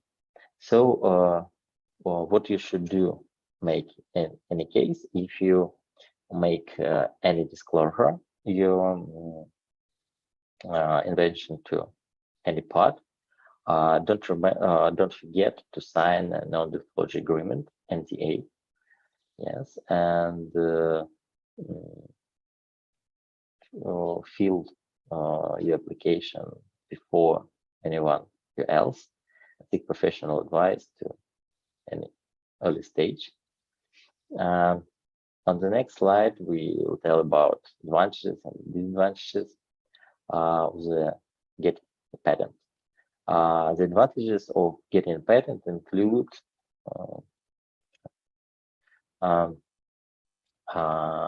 the fact that patent owners can exclude others from using their invention. In other words, competitors cannot make products with the same features without obtaining a license. This gives patent owners competitive advantages. Also, in case of infringement, patent holders can sue the infringer or order custom to intercept import of patent products. Last but not least, a patent makes invention tradable. Sellers can tell prospective buyers the details of the invention without running the risk of the invention being stolen. The disadvantages of patenting include the fact that patent applications are published after 18 months, so everybody, including competitors, can find out about the invention, and they can start continuing improvements. The information is available free of charge from the online database. However, the published application doesn't offer some limited protection, both legal or factual. Factual means that the prospects the patent being granted might discourage competitors from the inventing and the commercialization of potentially infringing product. Finally, patents can be very expensive if broad international projection is sold, and because of the time lag of several years from application to grant, by the time the patent is granted, so the invention may also have become obsolete. Also enforcing patent right means to court and can be expensive. After that, some people started to think about alternative of patenting and what we can do. One option is to publish the invention in any newspaper, magazine, journal, book, or public prior database. Publication prevents others from applying for a patent on the same invention. Also, other prior patents may effectively block its use. At the same time, it's disclosed invention to competitors, so improvements might be patented by a third party, and that might block further development of the initial invention. Another option is keep the invention secret. This is frequently used, especially for inventions that don't qualify for patent protection, and for production process that can be reverse engineering by analyzing the product. The third option is have to be found and least important as patent protection and other legal instrument. This include lifetime advantages. If the other words, being the first to introduce the product to the market, learning course effects, which involves starting to learn the technology earlier, and thus manufacturing started technical advantages, network effects, creating a user base or technical standard first, and customer relations. All the other options that often use the conjunction with the patents rather than replace them.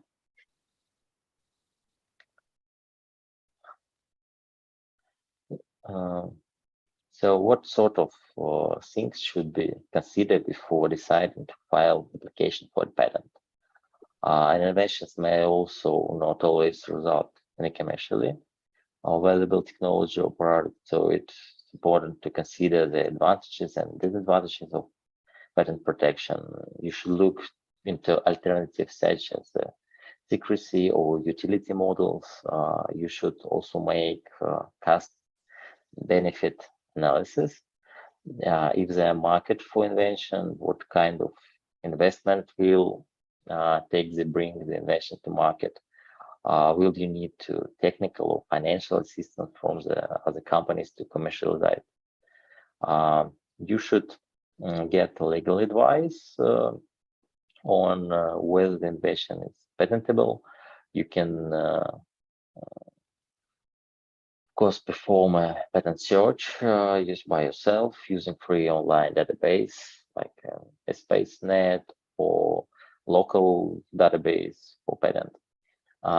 Or you can search by any professional service which is available in university like Orbit, which is available in Moscow State University.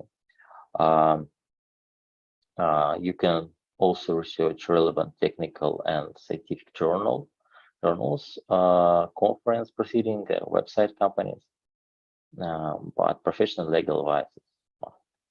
Last but not least, you should clarify ownership of the invention.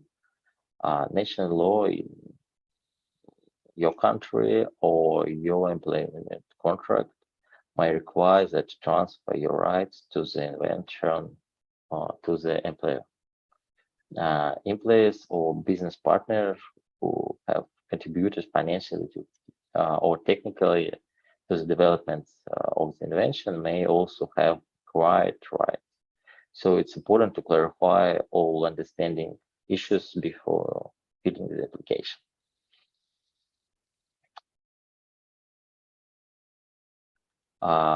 Patenting may not always to be right solution for the business if the important understands what might happen if you decide and patent or patentable invention. First of all, somebody else might patent it. First person, it's funny, but the first person to apply to the right to the patent. So if you don't patent your invention, somebody else might get a patent on it instead of you. The patent holder, which would then able to exclude you from market and you will need the license for the product. Secondly, competitors may take advantage of your invention. They may well to attempt to make the same product by using your invention, but without having any pay of the use, without any license. And they would incur virtually no R&D costs. They would be able to compete lower market price. And finally, the potential for licensing, selling or transfer technology would be severely curtailed. Nobody is willing to pay for the right to use something that doesn't belong to anybody.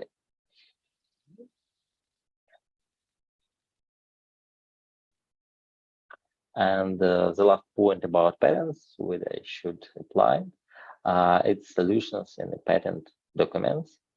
In some technical fields, approximately 90% of the information that can be found in patent and not available anywhere else in comparable details. Patents focus on how to make things work, while scientific articles just focus on a scientific contribution. Also, your competitors will announce that their product is patents if they want to have patent protection. There are a number of reasons why most patent documents describe invention that are free to use. Firstly, the application may have been rejected or withdrawn, or the patent invalidated. Secondly, payment or renewals fees may have been discounted, or if the owner say no further value to patent. And finally, the patent might have time lapse. All solutions are not necessarily out. They just think for example, that antibiotics we conduct and internet, it just was invented back in 1970s. Okay, so let's go to the next type of IP, utility models. It's a bit close to the patent, to the invention, but not stronger. So utility models, this is IP right that protects technical inventions. In contrast to patents, utility models are available in some countries. For example, Russia, Austria, China, Germany, but for example, in Canada or United States, there is no utility model. Generally speaking, application for utility model must be filled in the country when the applicant is seeking protection for the invention.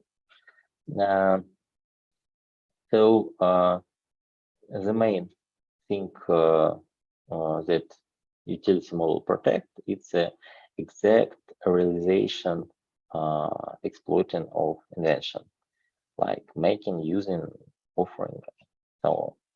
So depending on the law in the country, utility models offer protection for up to maximum 10 years. It contrasts with the patents, which cover for 20 years protection. In most countries, utility models are registered without any examination within a few months, very fast, just after filling application, 2-3 months is enough.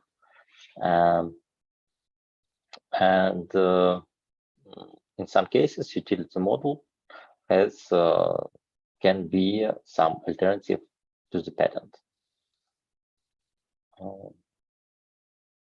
So this slide compares some of the key aspects utility models with this patent application and granted patents. Utility models and patents are both registered territorial rights, offering protection for technical inventions. In contrast to patents, utility models are only available in certain countries. Utility models must be filled individually in each country where protection is desired. Now, wherever patent application may be filled, certainly with the PCT procedure or original procedure. Utility models offer protection for 3 to 10 years, patents for 20 years. Utility models are normally registered without search, reports on the prior art being carried out. Search reports are standard for patent application. Exceptions exist, for example, in Austria, as I remember, where search reports are also produced for utility models. Utility models are normally registered and published within few months, while a patent normally published after 18 months. The publication of patent application is a procedural step prior to examination of application. In general, utility models are registered without substantive examination as to novelty, inventiveness, or industrial application. There are some exceptions in some countries. The main principle for utility, it's just novelty and industrial application. So the biggest advantages of filling utility models is often speed, which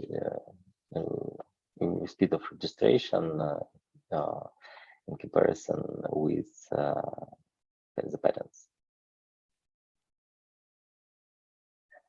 Okay, let's go to the next one. And previously, I told that one of alternative to the patenting is a trade secret. So let's talk a bit about trade secrets. To become a trade secret, information must not be general known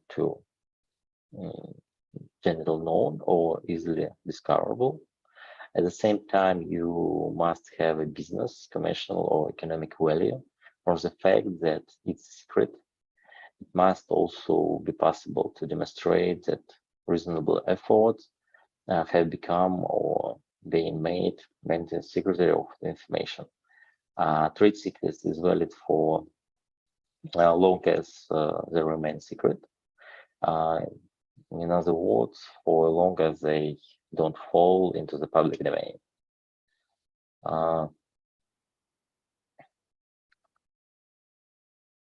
So there is one of example of the trade secrets is the formula of Coca-Cola, which is kept locked away in the vault at the Coca-Cola headquarters. Chemical or other manufacturing can also be valuable.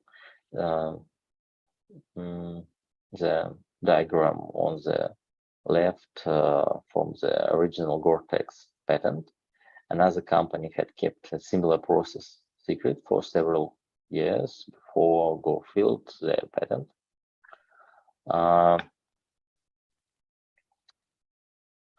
The protection of trade secrets involves both practical arrangements to restrict access knowledge and legal contractual arrangements to ensure that those have access to the secrets or confidential information don't divulge it.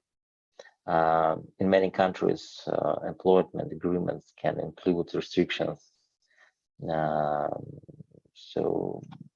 Endorsement is a key employees may not to go and work for a competitor, and most employees have a so-called fiduciary duty to their firms not to reveal confidential information. Non-disclosure agreements help keep information exchange with customers or potential partners confidential. They are only effective if the other side keep information secret. A better way to protect information is to restrict access to whose employees with the need to know the information. More generally, data can be encrypted and entry in certain areas, manufacturing plant controlled.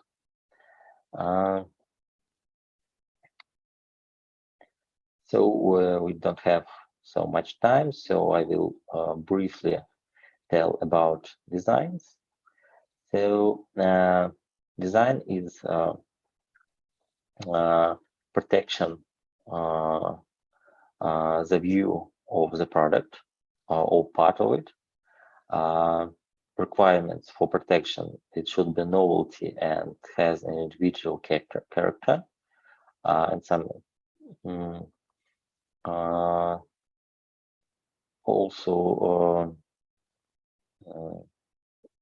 so if we tell about scope of protection, design rights are exclusive rights. The scope of protection abroad including designs which to produce different overall impression or informed user. So you have duration of protection is 25 years. Unrestricted design rights, it's just 3 years. It also has a territory principle like patents and utility models. Usually we work with designs when the view of our products is original and we would like to protect it. For example, in new type of car which starting producing, I think it contains around 200 designs for any parts of automobile or for any parts of the car.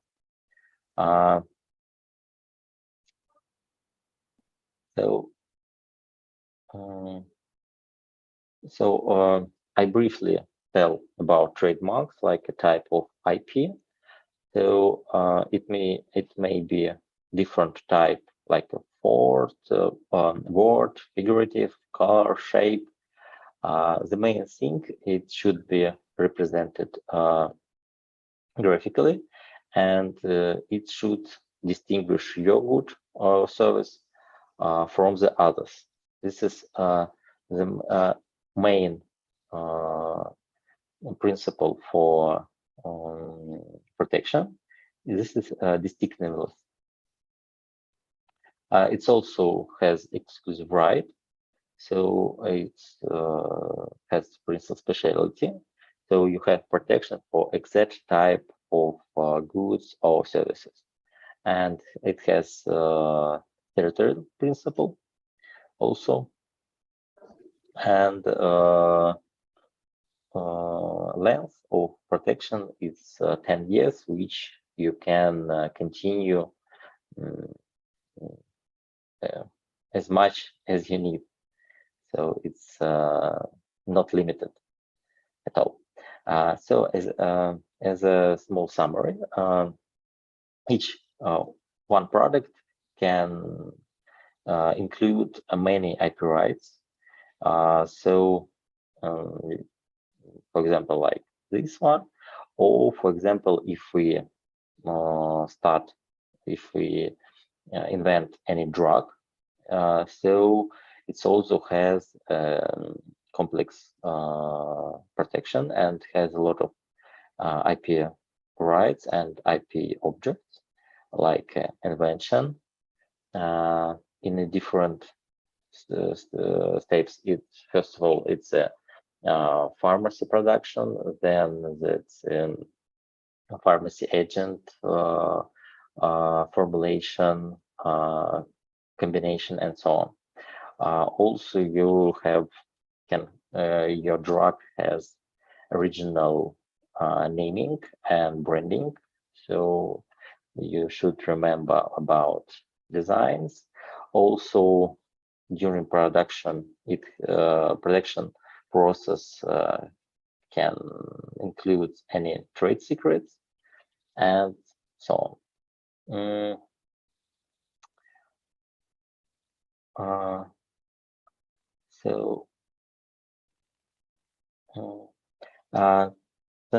So because we don't have much time, I'd like to tell a few words about such useful aspect like commercialization of IP.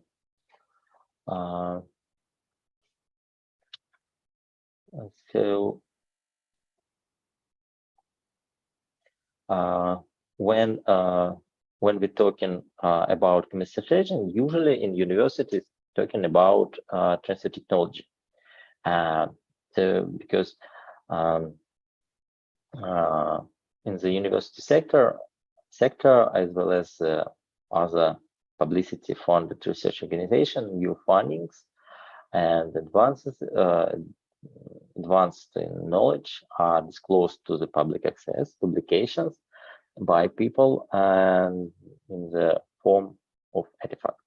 A standard method of disseminating is published in peer-reviewed journals and conference presentations where information is made freely.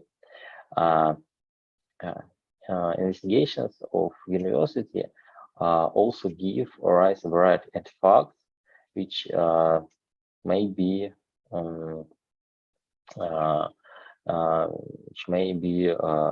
patented, and collaboration between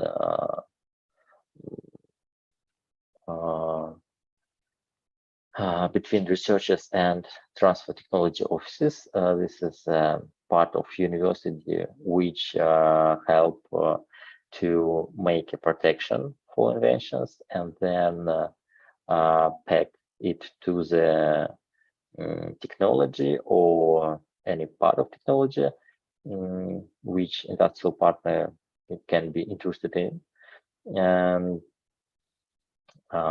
then it can be packed. So the usual way is demonstrated on this slide.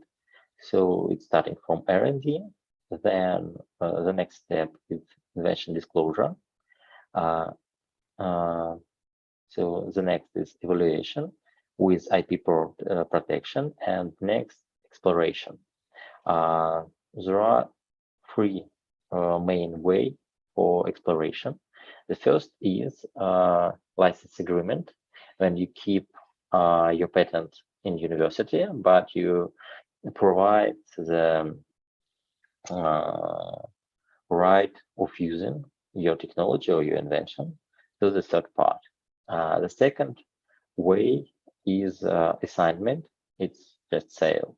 For example, if you have a patent and any pharmacy company interested in the whole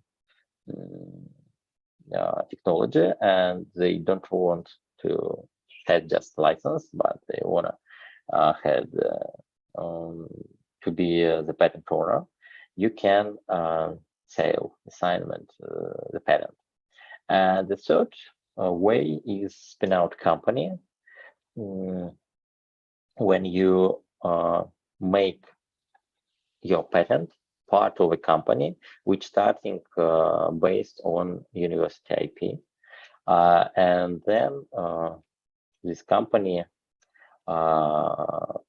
pays any royalty to the university, or it may be just part of university.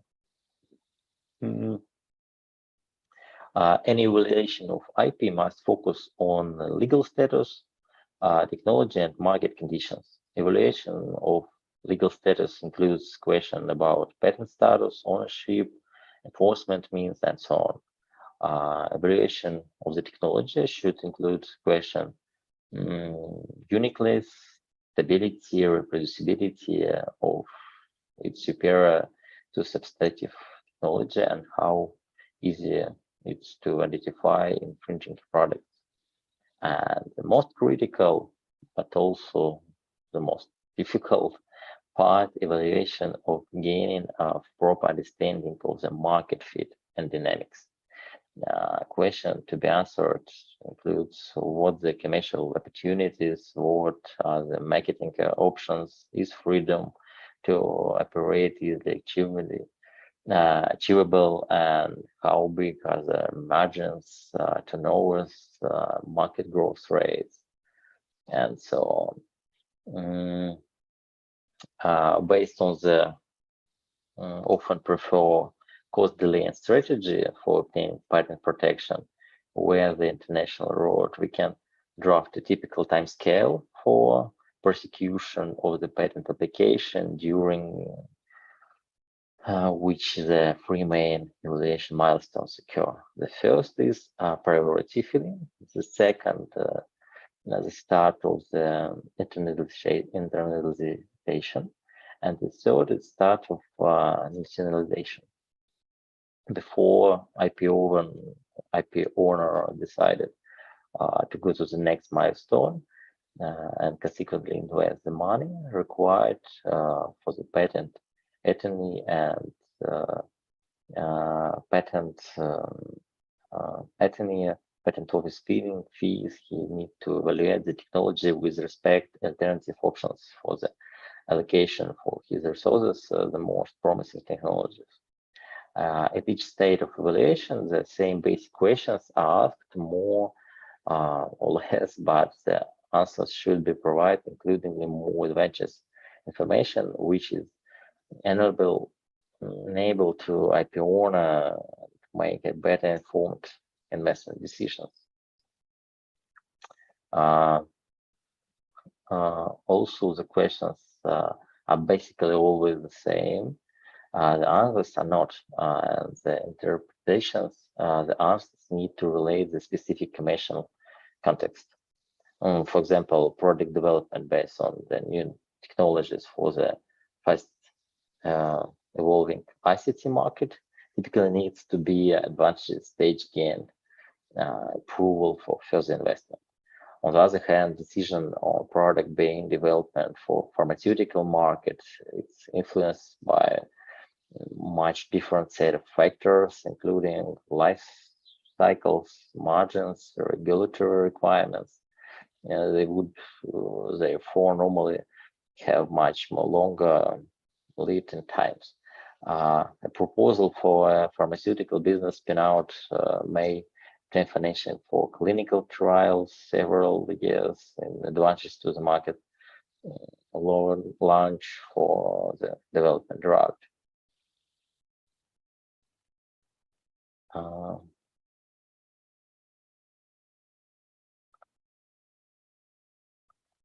This slide illustrates the ways companies use their IP to support their main business case. This includes internal strategies protecting product, process, or service application that are core of the business. And as with the university, external strategies covering the other possibility, extracting value from the IP.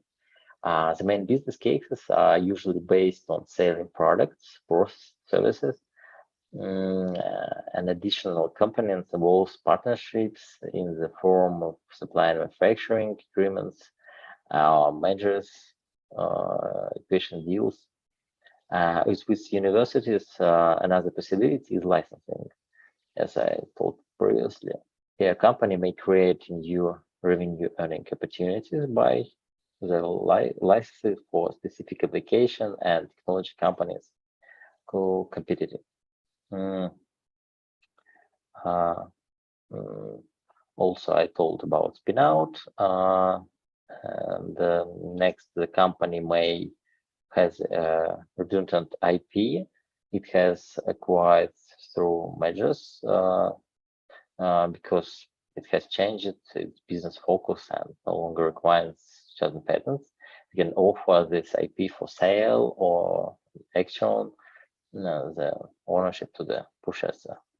Last but not least, there is an investment in the section of IP strategy. I mentioned how set of valuable IP assets can be used collateral raise investment from a range of sources such as private investors, business angels, venture capital companies, financial institutions. So in IP basics,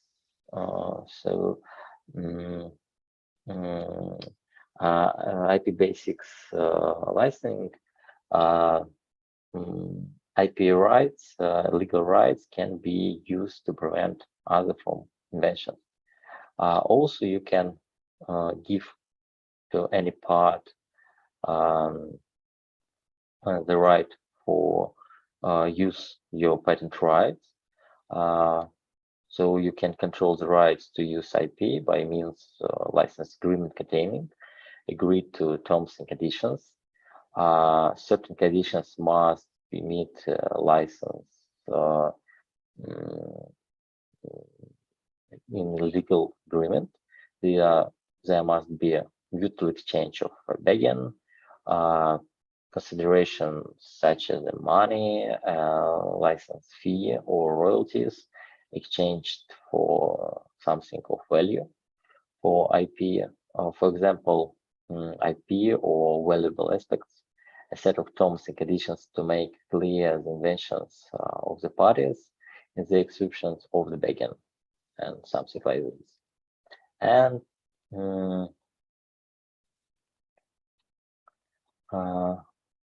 so if we tell about benefits of licensing,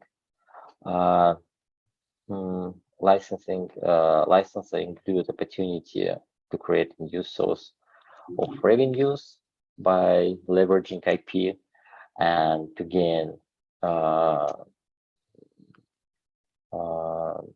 access in new territories or markets, and you can use licensing to increase production capacity, create sources, and so on. For licensing benefits include gains to new technologies, to key products, new markets, and so on.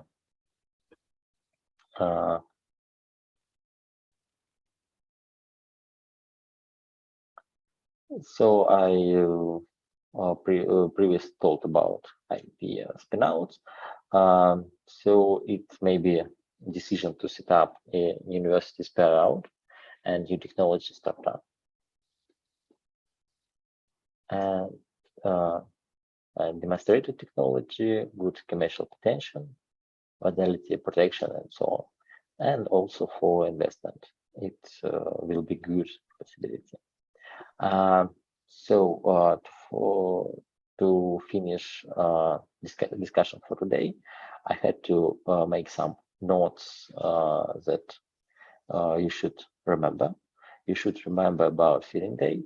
You should remember about clarify exchange materials, use MTA for disclosure information, use non-disclosure agreement, and also it's useful to invention disclosure forum for which help investor focus, and keep your notebook to provide convincing documented evidence that you are a real inventor of some invention which is shown. So thank you for your attention. I will be glad to answer your questions. Evgeny, thank you very much. I think it's a very clear presentation of the intellectual property steps and different classifications.